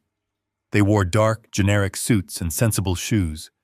Their posture was rigid and entirely alert. They were federal fraud investigators. Stuart introduced them briefly as Agent Reynolds and Agent Foster. We did not shake hands. This was not a social gathering. It was a highly calculated tactical operation. We approached the main entrance together. The restaurant employee stood behind a polished mahogany podium. He looked up and immediately raised a hand to stop us. He opened his mouth to inform me that I did not meet the strict dress code and that the restaurant was completely booked. Before he could utter a single syllable, Agent Reynolds flipped open a small leather wallet. A heavy silver shield caught the amber light of the foyer. Reynolds calmly instructed the man to step aside and point us toward the private executive suite. The color drained from the restaurant employee's face completely. He nodded silently and gestured down a long, softly lit hallway. We walked through the main dining room. The synchronized sound of our footsteps cut sharply through the gentle hum of polite conversation. The wealthy patrons stopped eating and stared in pure confusion. They saw an old man in a faded green flannel shirt and scuffed work boots, leading a highly recognizable corporate attorney and two obvious federal agents through their exclusive sanctuary. The ambient noise of the restaurant died down, creating a wake of heavy, suffocating silence behind us. I did not look left or right. I kept my eyes fixed entirely on the set of thick velvet curtains at the very end of the corridor. We reached the heavy soundproof doors of the private suite. I could hear the muffled sound of my son's voice through the thick wood. He was delivering his arrogant toast to his wealthy guests. I waited for exactly 5 seconds. I listened closely for the sharp sound of crystal glasses clinking together. The moment I heard the fragile glass ring out celebrating his massive fraud, I placed my calloused hand on the solid brass door handle. I pushed the door open wide without knocking. The transition was violent. The warm, joyous atmosphere inside the room collided instantly with the cold, undeniable reality we brought with us. I stepped into the private suite. Stewart followed directly behind me, and the two federal agents flanked the doorway, physically blocking the only exit from the room. Brian was standing at the head of the long table. His crystal champagne flute was still raised high in the air. A confident, arrogant smile was frozen on his face. He looked toward the opening door, expecting a waiter bringing another round of expensive vintage wine to his wealthy investors. Instead, he saw me. He saw the old man he had specifically banned from his son's graduation party. He saw the father he was actively trying to leave homeless through a forged property deed. The arrogant smile on his face cracked and fell away like cheap, broken plaster. His eyes darted nervously from my faded flannel shirt to the sharp professional suits of the federal agents. His brain struggled desperately to comprehend how his two completely separate worlds had just violently merged into one room. Melissa was sitting right beside him. Her hand froze halfway to her mouth, holding a small pearl spoon filled with expensive caviar. The artificial, glowing pride left her face entirely and was quickly replaced by a mask of absolute stark terror. She recognized the severe, uncompromising look of law enforcement immediately. She knew exactly what she had done with the stolen client money, and she knew the final bill had finally arrived. The private equity investors seated around the table were deeply confused. The lead investor sitting to the left of Brian slowly lowered his glass to the table. He looked at me and then looked directly at Brian, waiting for a logical explanation. He assumed I was an angry, disgruntled employee, or perhaps a confused old relative who had somehow managed to slip past the security desk. Brian opened his mouth to speak. He tried to summon his authoritative corporate voice to demand that the restaurant security remove us from his private dinner, but his throat was completely dry. No words came out. He simply gasped for air. The shift in power in the room was instantaneous and absolute. He was no longer the master of his fake, affluent universe. He was a cornered animal completely stripped of his elaborate defenses. I began walking slowly down the length of the long rectangular table. I did not acknowledge the wealthy investors or their expensive suits. I did not look at the towering white floral arrangements or the decadent food resting on the fine china plates. I kept my gaze locked entirely on my son. The heavy rubber tread of my work boots squeaked and echoed loudly against the hardwood floor in the completely silent room. Every single step I took dismantled another piece of his carefully constructed illusion of wealth. I reached the head of the table and stopped directly next to his chair, looking down at him. Stewart stepped forward and broke the heavy silence. His voice was loud, clear, and carried the undeniable, crushing weight of supreme legal authority. He introduced himself to the entire room as the senior managing partner of his corporate law firm. He gestured to the two stoic men standing by the closed wooden door and introduced them as active senior investigators for the Federal Financial Fraud Division. A collective gasp rippled rapidly through the seated investors. The lead investor immediately pushed his heavy wooden chair back away from the table, putting significant physical distance between himself and Brian. These men survived and thrived in the financial world by strictly avoiding all legal liabilities. The mere mention of a federal fraud investigation was a highly contagious financial disease they wanted absolutely nothing to do with. The lead investor reached for his suit jacket draped over the back of his chair, preparing to completely abandon the fraudulent deal. I reached into the inside pocket of my faded green jacket. I pulled out a thick, crisp white envelope. It bore the official embossed gold seal of the Carter Holdings Legal Trust. I held it in my calloused hand, feeling the heavy weight of the undeniable truth contained inside its pages. I did not politely hand it to Brian. I did not offer it to him to read privately in the hallway. I reached across the table and dropped the heavy envelope directly onto his pristine porcelain dinner plate. The envelope landed squarely on top of his incredibly expensive seared Wagyu beef, soaking up the rich, dark brown sauce. Melissa dropped her pearl spoon. It clattered loudly against her porcelain plate. She stared at the white envelope as if it were a venomous snake resting on the table.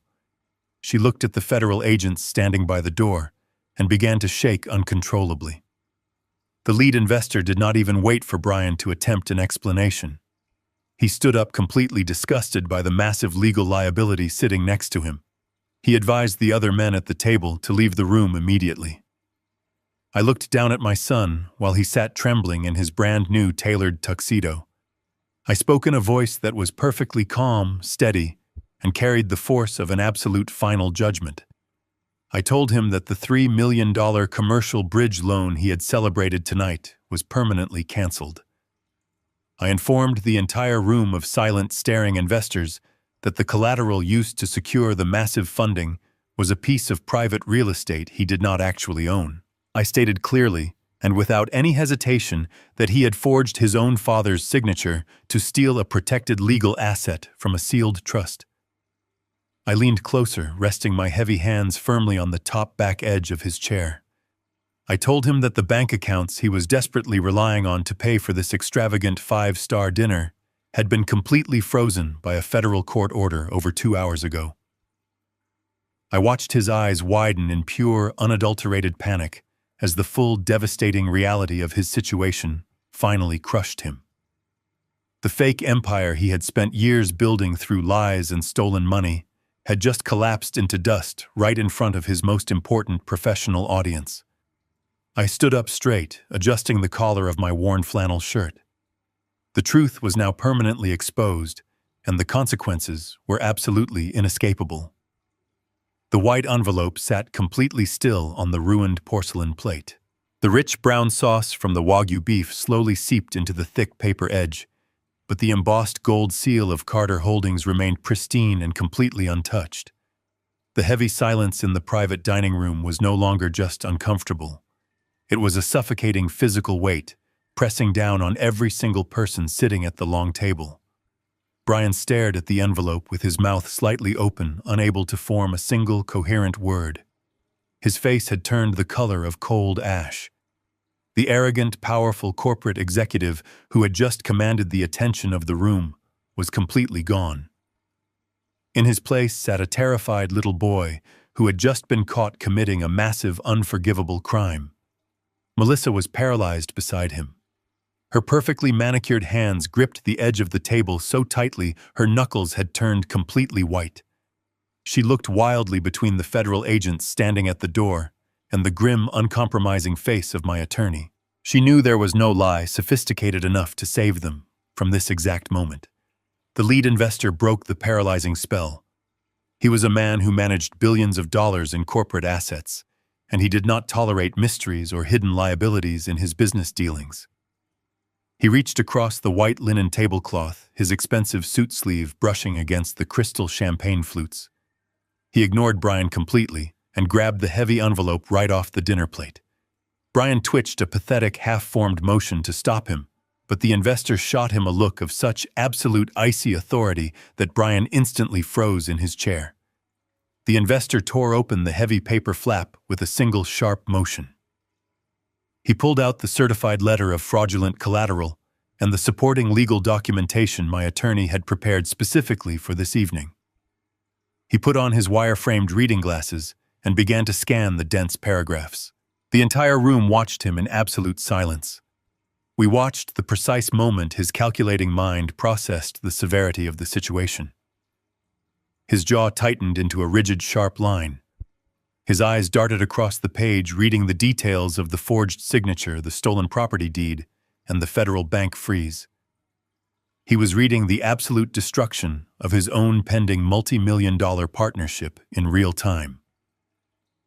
The lead investor finished reading the final page. He slowly took off his glasses and folded them, placing them carefully into his breast pocket. He placed the certified letter flat on the table for everyone to see. He looked at Brian with an expression of pure, unadulterated disgust. He did not yell or raise his voice.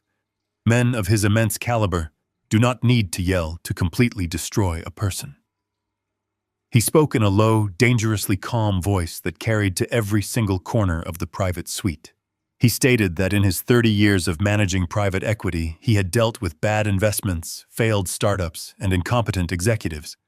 But he said he had never encountered a man stupid enough to forge a federal banking document and then invite federal investigators to his own lavish victory dinner. He turned to the other wealthy men seated around the long table. He informed them with absolute clarity that the interior design firm they were about to fund was entirely bankrupt and operating solely on stolen client money. He told them the collateral securing the loans was completely fraudulent and that any man who stayed in this room for one more minute risked becoming an accessory to a massive federal financial crime. The reaction was immediate and entirely chaotic. The powerful men around the table did not ask for further proof or debate the legal nuances. The presence of the federal agents and the official documentation from a senior corporate attorney were more than enough to trigger their fierce survival instincts. They stood up in complete unison, pushing their heavy velvet chairs back so violently that several of them tipped over and crashed loudly against the polished hardwood floor. The wives of the investors who had been listening to Melissa brag about imported Italian marble just moments ago now looked at her with expressions of absolute horror and revulsion.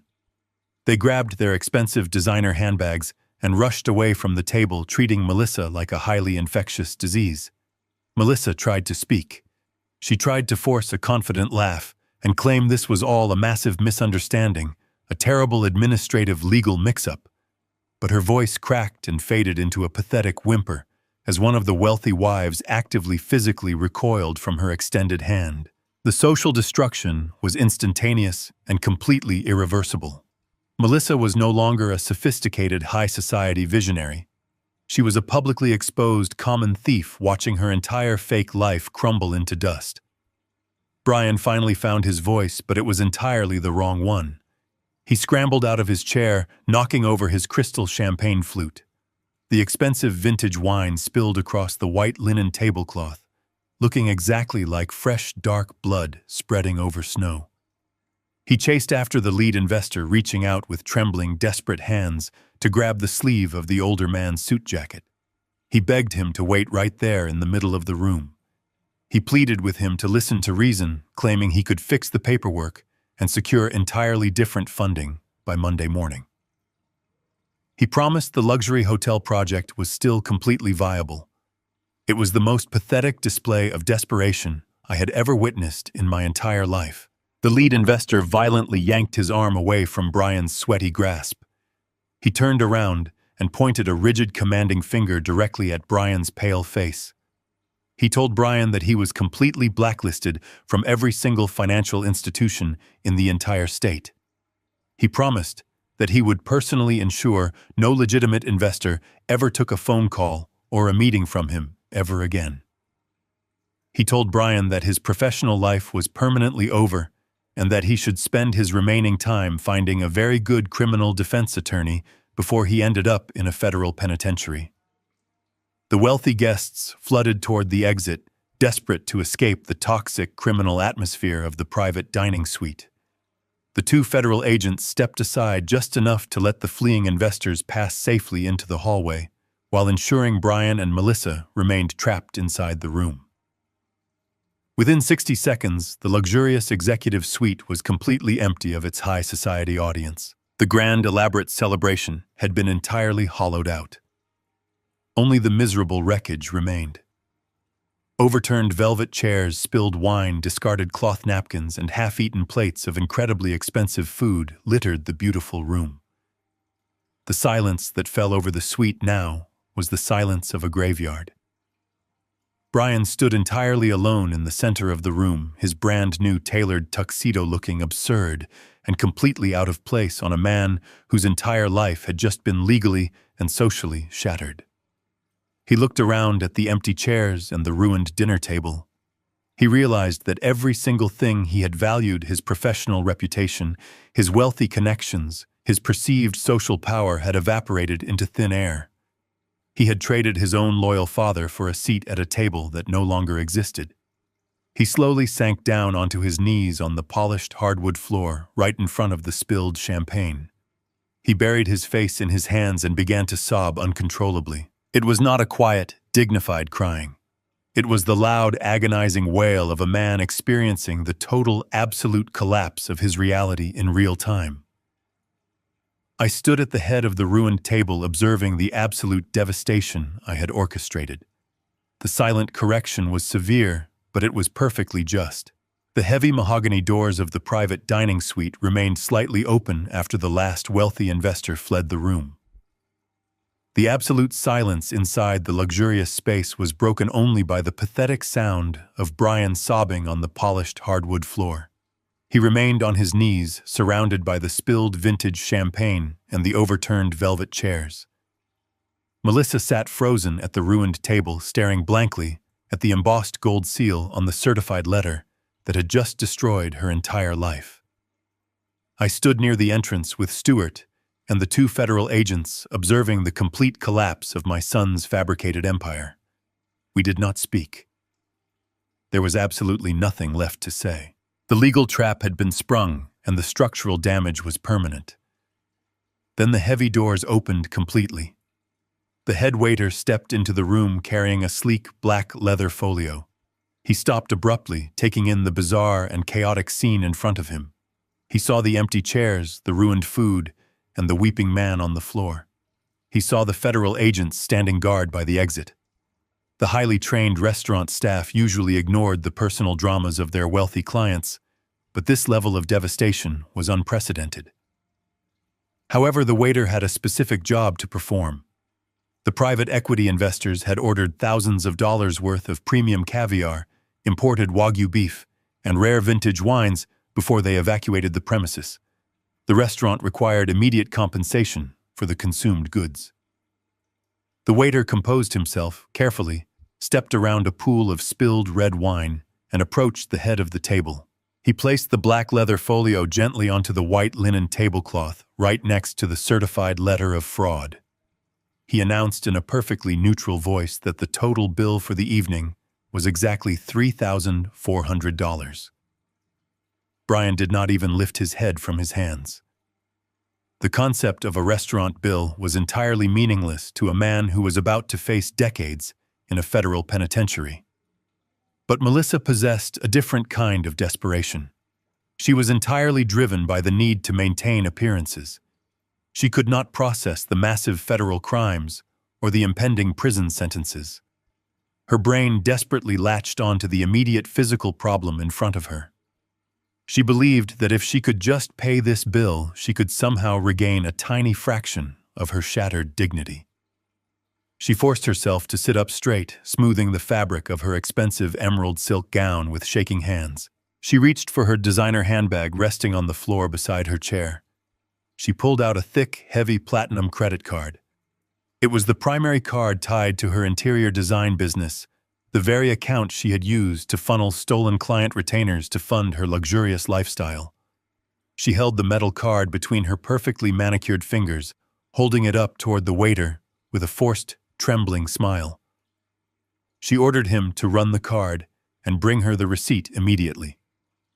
She completely ignored my presence and the presence of the federal investigators. She was desperately trying to project the image of a wealthy, sophisticated woman who was simply dealing with a minor social inconvenience. The waiter took the heavy metal card, nodded politely, and walked out of the private suite to process the transaction at the main terminal. The waiting period that followed was excruciating. I watched Melissa tap her long fingernails against the edge of the ruined table. Her eyes darted nervously toward the open door. She was clinging to the desperate hope that the federal freeze I had announced was simply a bluff or a legal threat that had not yet taken effect.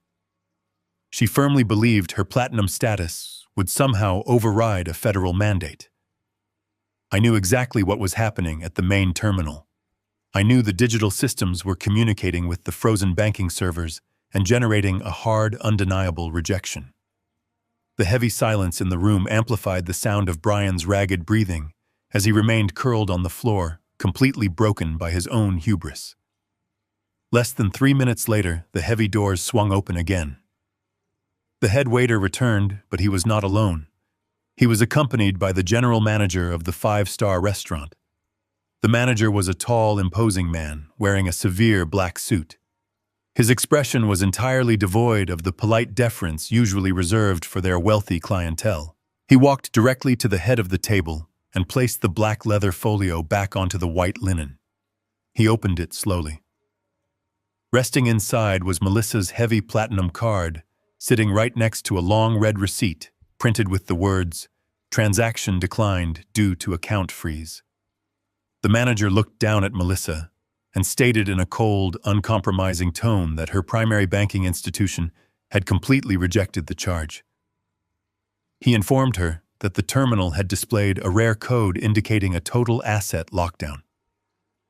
Melissa stared at the red slip of paper as if it were written in a foreign language. Her breathing became shallow and rapid. She began frantically digging through her designer handbag, pulling out a handful of different credit cards. She produced a gold rewards card, a corporate expense card, and a premium travel card. She threw them onto the table in a desperate, chaotic pile, demanding the manager try every single one of them. She claimed there was simply a glitch in the banking system, and that she possessed massive reserves of corporate capital. The manager did not touch the pile of cards. He looked at the 2 federal agents standing near the doorway, and then looked back down at the terrified woman. He stated that he had already taken the liberty of calling her banking institution directly when the first terminal alert appeared. He informed her that the fraud department at her bank had explicitly instructed him to confiscate all cards bearing her name. He reached out and swept the entire pile of plastic and metal cards into his hand, dropping them into his suit pocket. Melissa let out a short, high-pitched gasp. The final shred of her fake reality was completely gone. She was sitting in a luxury dress surrounded by ruined extravagance, completely and utterly penniless. The manager did not offer any sympathy. He leaned forward, placing both hands firmly on the edge of the table.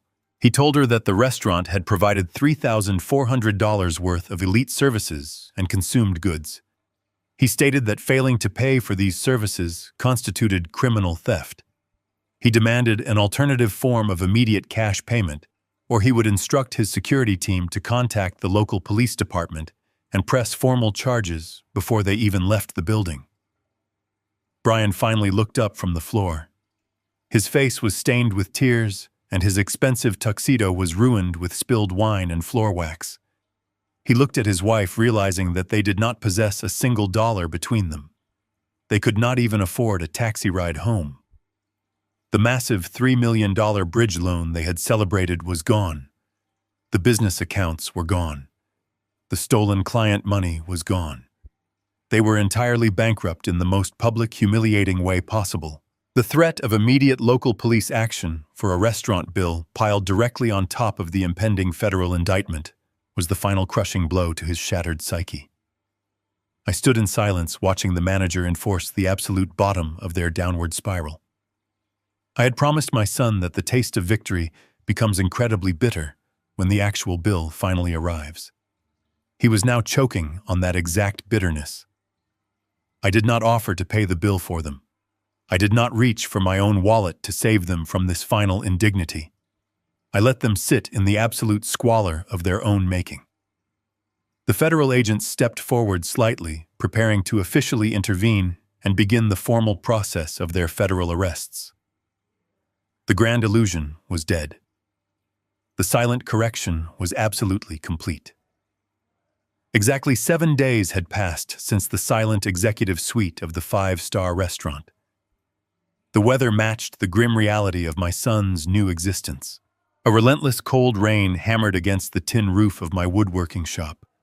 I was standing inside running a soft cloth over the polished surface of the mahogany desk I had built for my grandson.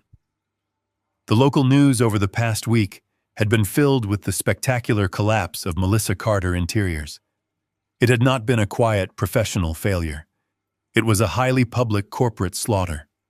The private equity investors had made absolutely sure that everyone in the financial district knew about the forged collateral and the stolen client retainers. Stewart had kept me updated on the rapid legal and financial consequences. The federal authorities had moved with terrifying speed. On Monday morning, the commercial landlord of the downtown design studio had locked the doors and placed an eviction notice on the pristine glass. By Wednesday, the leasing company arrived at their suburban home with flatbed tow trucks. They hitched chains to both of their luxury vehicles and dragged them out of the driveway while the entire neighborhood watched from their windows. On Friday, the primary mortgage lender officially filed for immediate foreclosure on their massive house, citing the federal fraud investigation as a catastrophic breach of contract. Their credit was destroyed, their bank accounts remained frozen, and the civil lawsuits from the defrauded clients were piling up rapidly. The empire built on my forged signature had completely dissolved in exactly 168 hours. I heard the heavy sound of tires crunching against the wet gravel of my long driveway.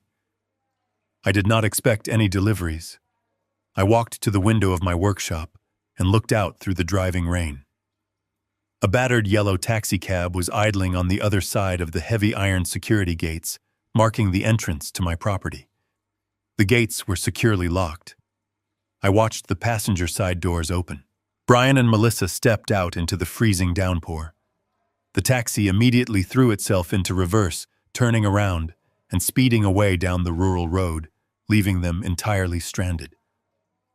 I walked out of the workshop and stood under the deep overhang of the porch, watching them approach the iron bars.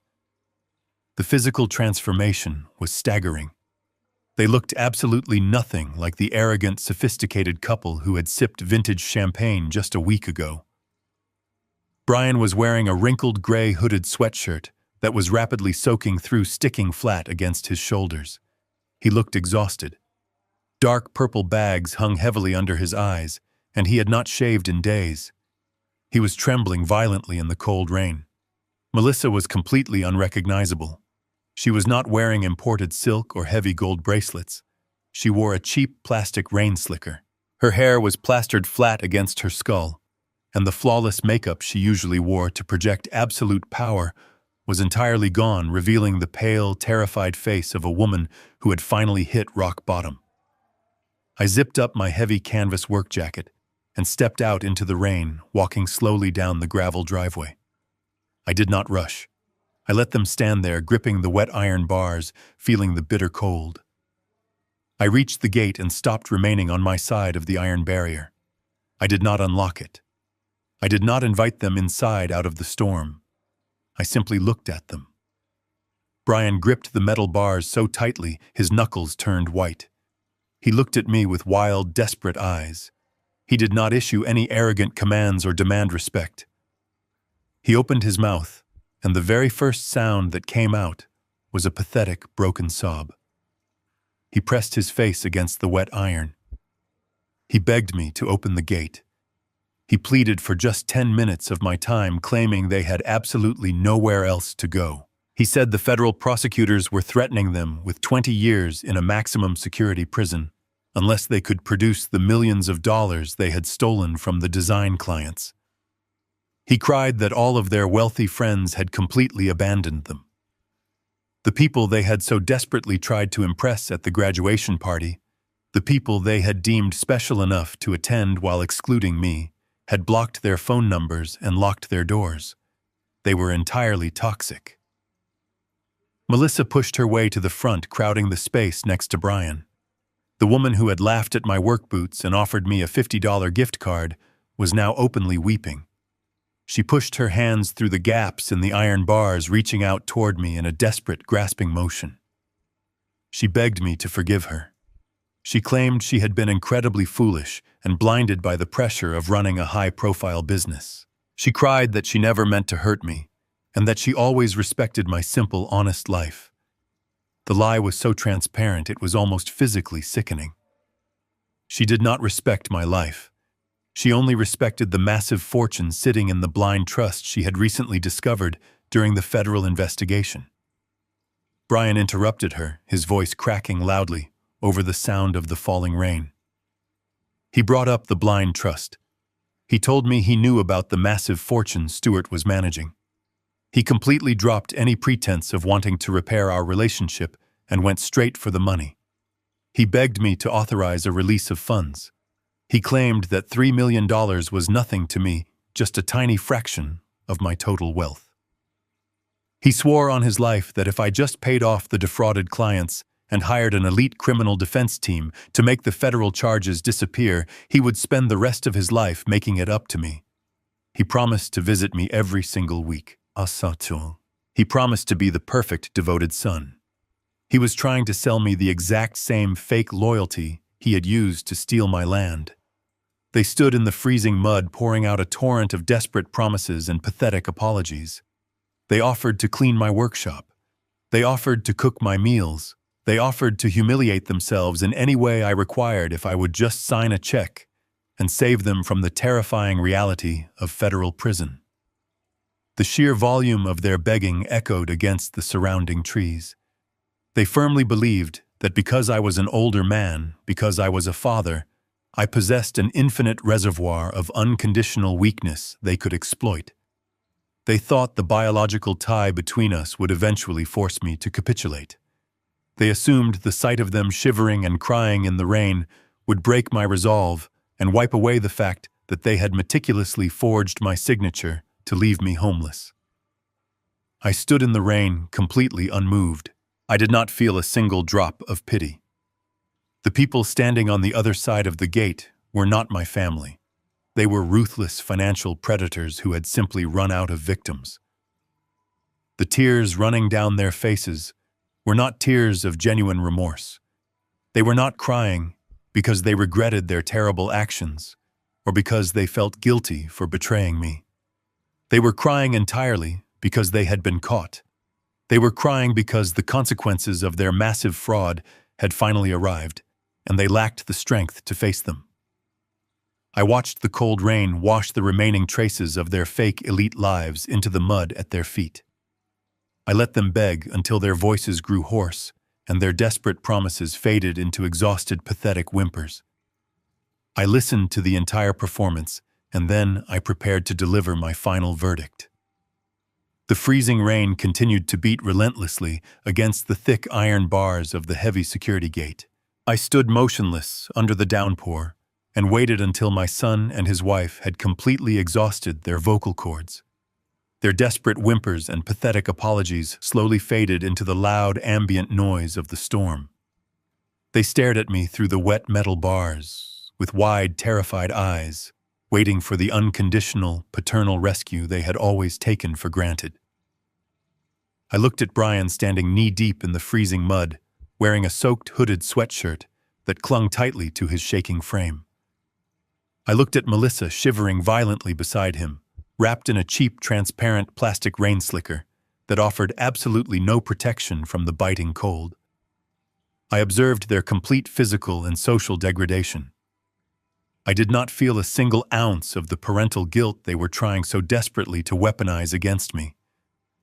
My paternal instinct had died the exact moment I saw my forged signature on that fraudulent deed. I took a slow, deliberate breath of the cold, wet air. I finally broke my long silence. I spoke in a voice that was completely flat, stoic, and entirely devoid of any emotional warmth. I told them that their theatrical performance was incredibly impressive.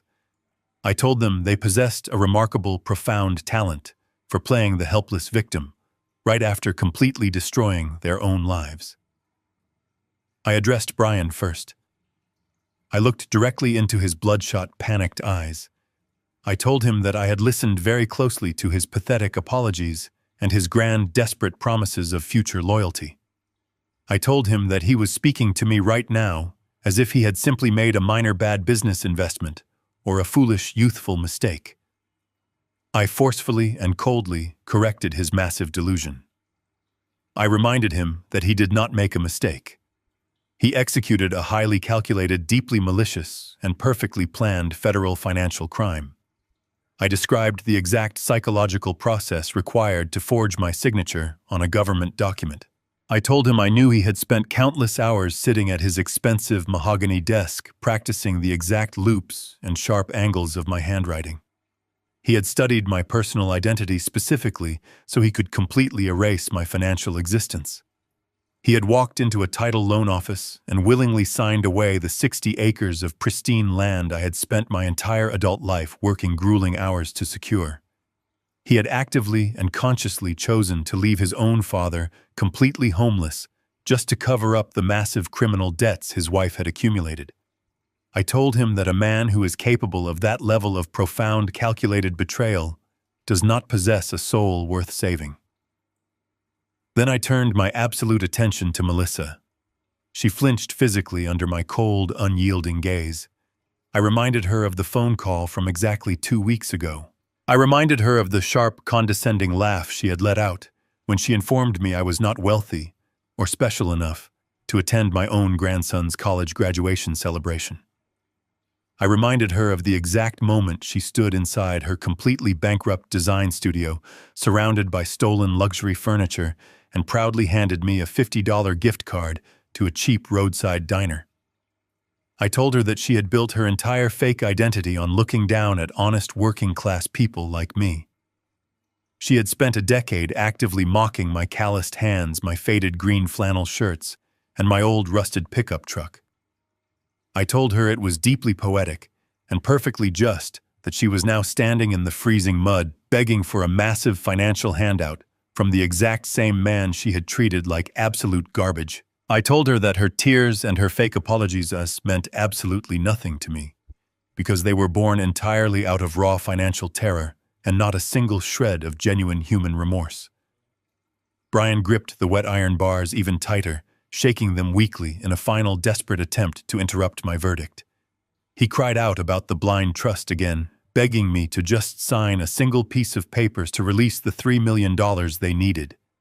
He claimed it was my fundamental duty as a father to protect my only son from the horrors of a federal penitentiary. I stepped right up to the iron gate until my face was only inches away from his.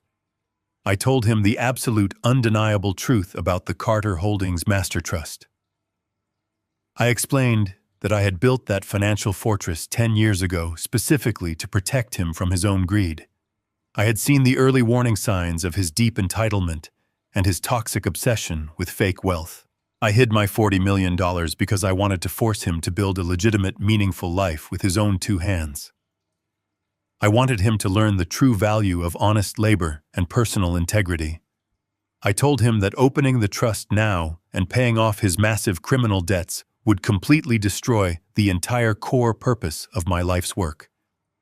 I stated with absolute uncompromising finality that I would rather watch every single dollar in that massive account burn to ash than hand a single penny over to a thief who forged my legal name. I proceeded to break down the exact terrifying reality of their impending future. I told them I was not actively punishing them or seeking cruel revenge. I was simply refusing to interfere with the natural, devastating consequences of their own horrific choices. I explained that the federal prosecutors were going to tear their entire lives apart, and I was not going to hire a single lawyer or spend a single dollar to defend them.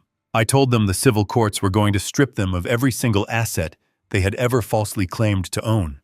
They were going to permanently lose the massive suburban house, the luxury imported cars, and the remaining pathetic shreds of their fake high society reputation. I told Brian that he was going to stand in a cold federal courtroom and confess to his massive financial crimes, and he was going to do it completely alone. I told him that when the federal judge handed down his lengthy prison sentence, he would finally have to take personal responsibility for the very first time in his entire pathetic existence. The freezing rain began to fall even harder, washing the remaining loose gravel down the steep slope of the driveway. I took a deliberate physical step back from the heavy iron gate. I told them that our relationship was officially and permanently severed. I explained that a true family is not simply a biological accident or a shared last name. A real family requires mutual respect, basic honesty, and a solid foundation of unconditional trust. They had completely eradicated every single one of those vital elements. I told Brian that he was no longer my son. He was simply a desperate, terrified criminal who had attempted to rob an old man. I told Melissa she was no longer my daughter-in-law. She was just a common fraud, completely terrified of the justice system she could no longer buy her way out of. I established a rigid, impenetrable boundary right there in the freezing rain. I told them that my 60-acre property was a peaceful sanctuary reserved only for honest, hard-working people, and they no longer qualified for entry. Brian fell to his knees in the thick mud, still gripping the iron bars, crying out my name in a high-pitched, agonizing wail. Melissa collapsed right beside him, sobbing uncontrollably into her wet, shaking hands. I did not look away or show any signs of weakness.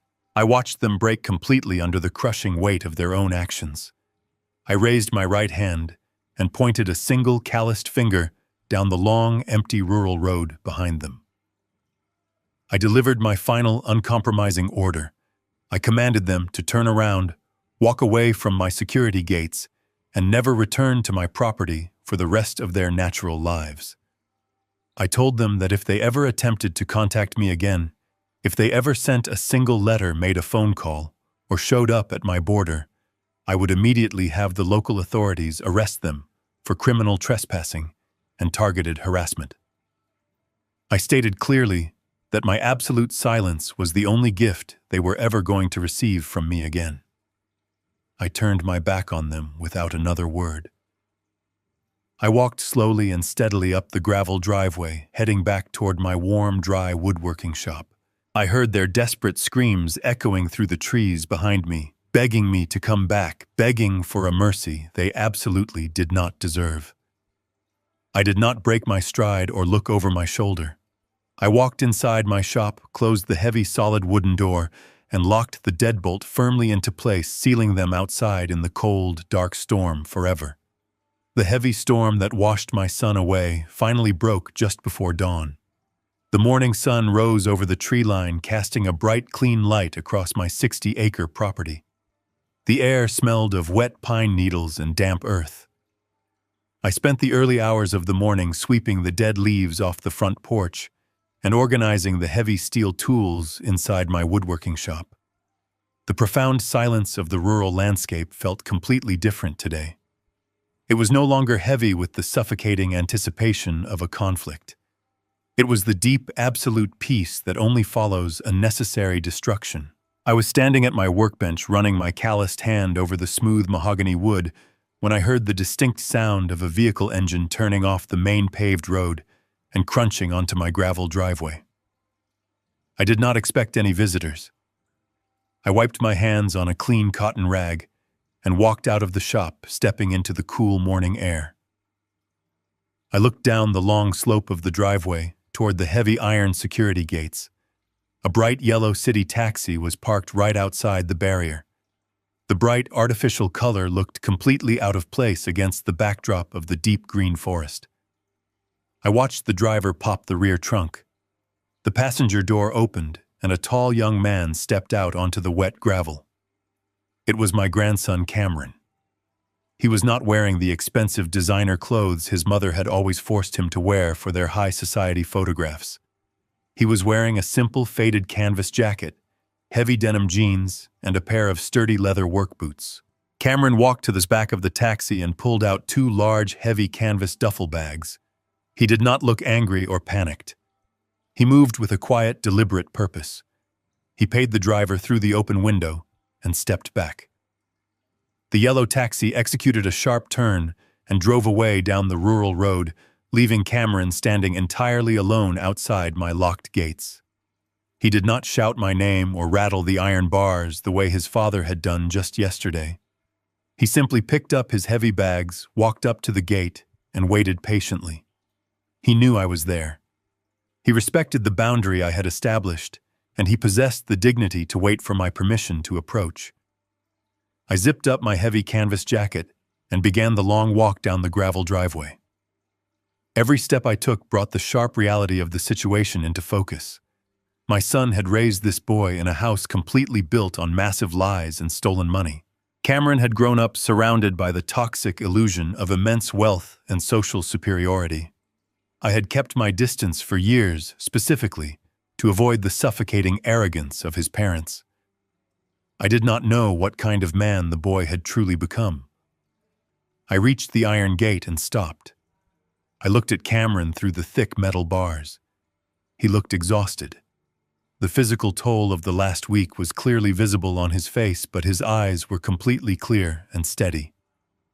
Cameron set his heavy bags down in the wet gravel. He looked me directly in the eyes and did not offer a polite, meaningless greeting. He started speaking with a calm, measured voice. He told me he had packed everything he owned and walked out of his parents' house 3 days ago. He said he had absolutely no idea about the massive commercial bridge loan, the forged property deed, or the stolen client retainers until the federal investigators showed up at their front door with a search warrant. He described the absolute chaos of the last week. He watched his mother scream at the bank officials and watched his father completely fall apart, blaming everyone else in the world for his own criminal actions.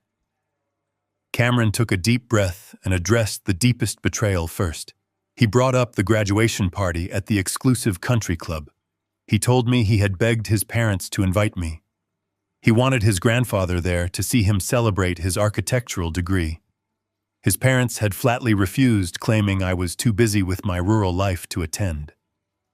Cameron told me he spent the entire party sitting in a corner, watching his parents hand out business cards and pitch fake hotel projects to wealthy private equity investors.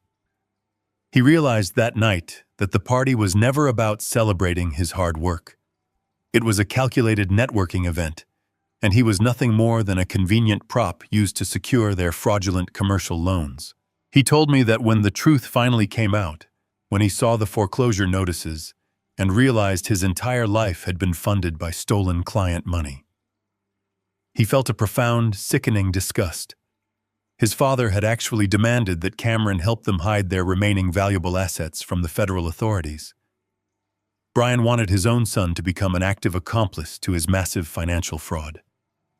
Cameron looked at me through the iron bars and said he refused completely. He told his parents that he would rather sleep on the cold city streets than spend one more second living inside their criminal illusion. He packed his canvas bags called a taxi and walked away from the toxic wreckage of their lives, completely turning his back on their fake high society world. Cameron did not ask me for money to pay off his massive student loans. He did not ask for access to a trust fund or a comfortable monthly allowance. He pointed toward the thick woods and my large woodworking shop. He told me he had a university degree in architecture, but he realized he knew absolutely nothing about how things were actually built in the real world. He said he wanted to learn how to construct a solid foundation. He wanted to learn how to work with his hands, how to measure twice and cut once, and how to live a life that was completely honest and real. He asked me if I needed a full-time apprentice. He asked if he could stay in the small spare room above the garage and work for his daily keep. I stood completely silent, processing his words. The stark contrast between my son and my grandson was absolutely staggering. Brian had stood in this exact same spot yesterday, crying in the freezing mud, begging me to rescue him from the legal consequences of his own terrible choices.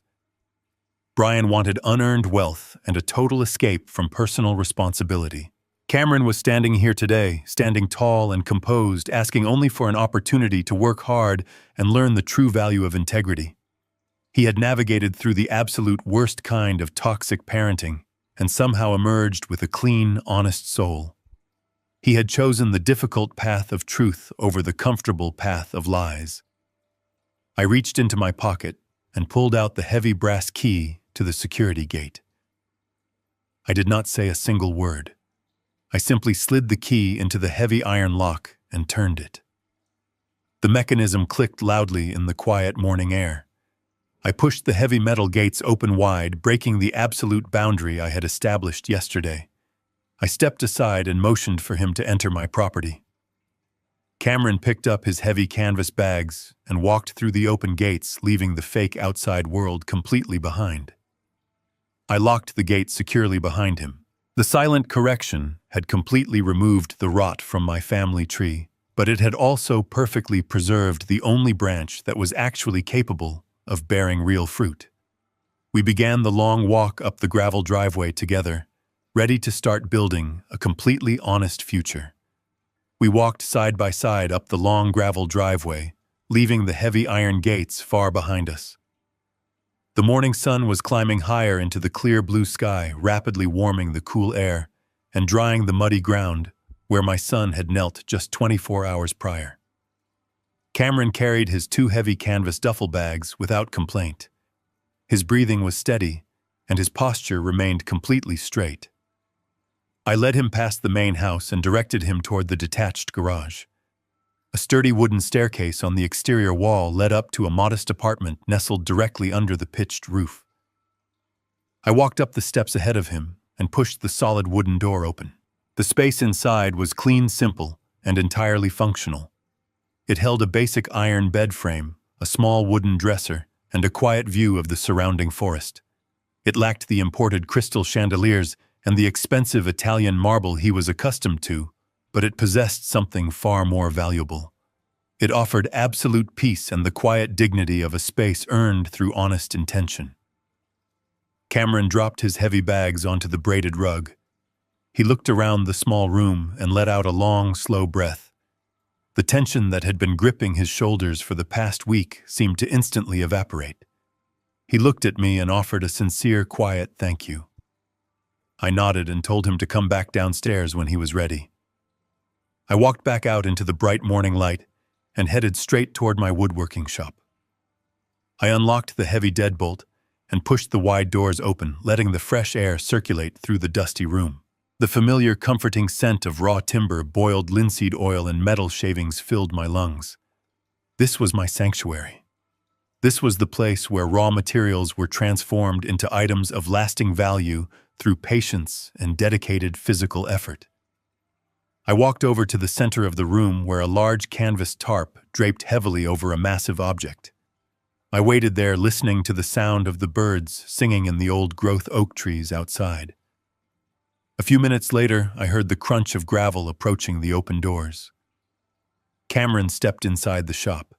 He looked around at the walls lined with heavy steel hand tools, the massive cast-iron table saw, and the thick wooden workbenches scarred by decades of continuous use. He took in the environment with the sharp, analytical eye of a trained architect. He recognized the profound difference between a fake corporate office designed for show and a real workshop designed for actual creation. I placed my hand on the edge of the heavy canvas tarp and pulled it back in one smooth motion. The thick fabric slid off the piece of furniture, resting in the center of the room, revealing the project I had spent the last 3 months carefully constructing.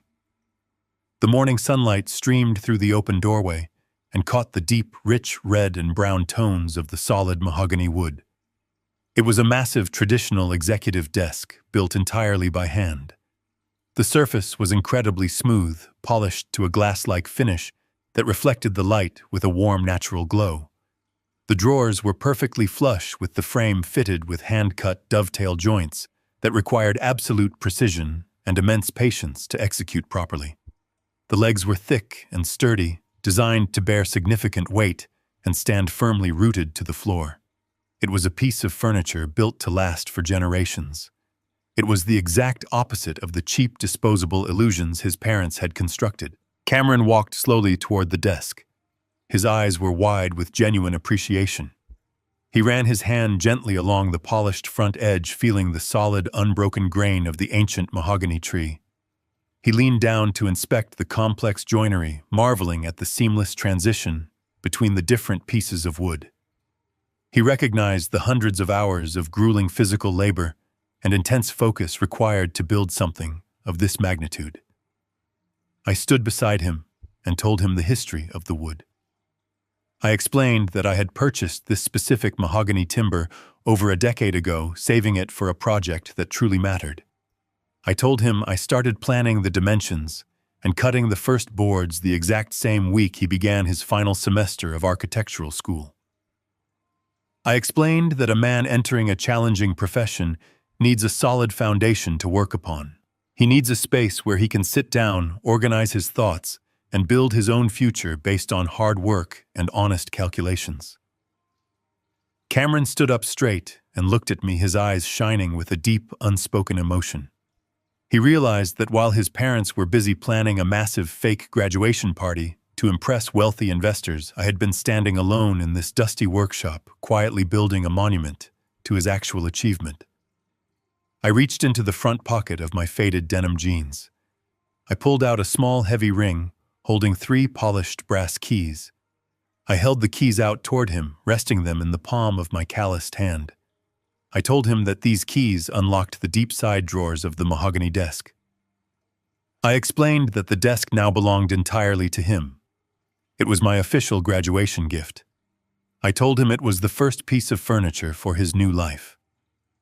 Cameron reached out and took the brass keys. His hand brushed against mine, and I could feel the solid strength in his grip. He did not offer empty, boastful promises the way his father always did. He did not claim he was going to conquer the world or become a massive corporate success. He simply looked down at the keys and promised that he would never take the desk or the lesson behind it for granted. He promised to treat the wood with respect and to ensure that whatever work he produced while sitting behind it would be entirely honest and true. I looked at the young man standing in front of me and knew with absolute certainty that the family legacy was finally secure. The toxic entitlement that had poisoned my son had completely bypassed my grandson. I turned away from the desk and walked over to the long wooden workbench resting against the far wall. I picked up a heavy leather tool belt and tossed it onto the wooden surface. I pointed to a stack of rough, unsanded oak boards waiting in the corner of the shop.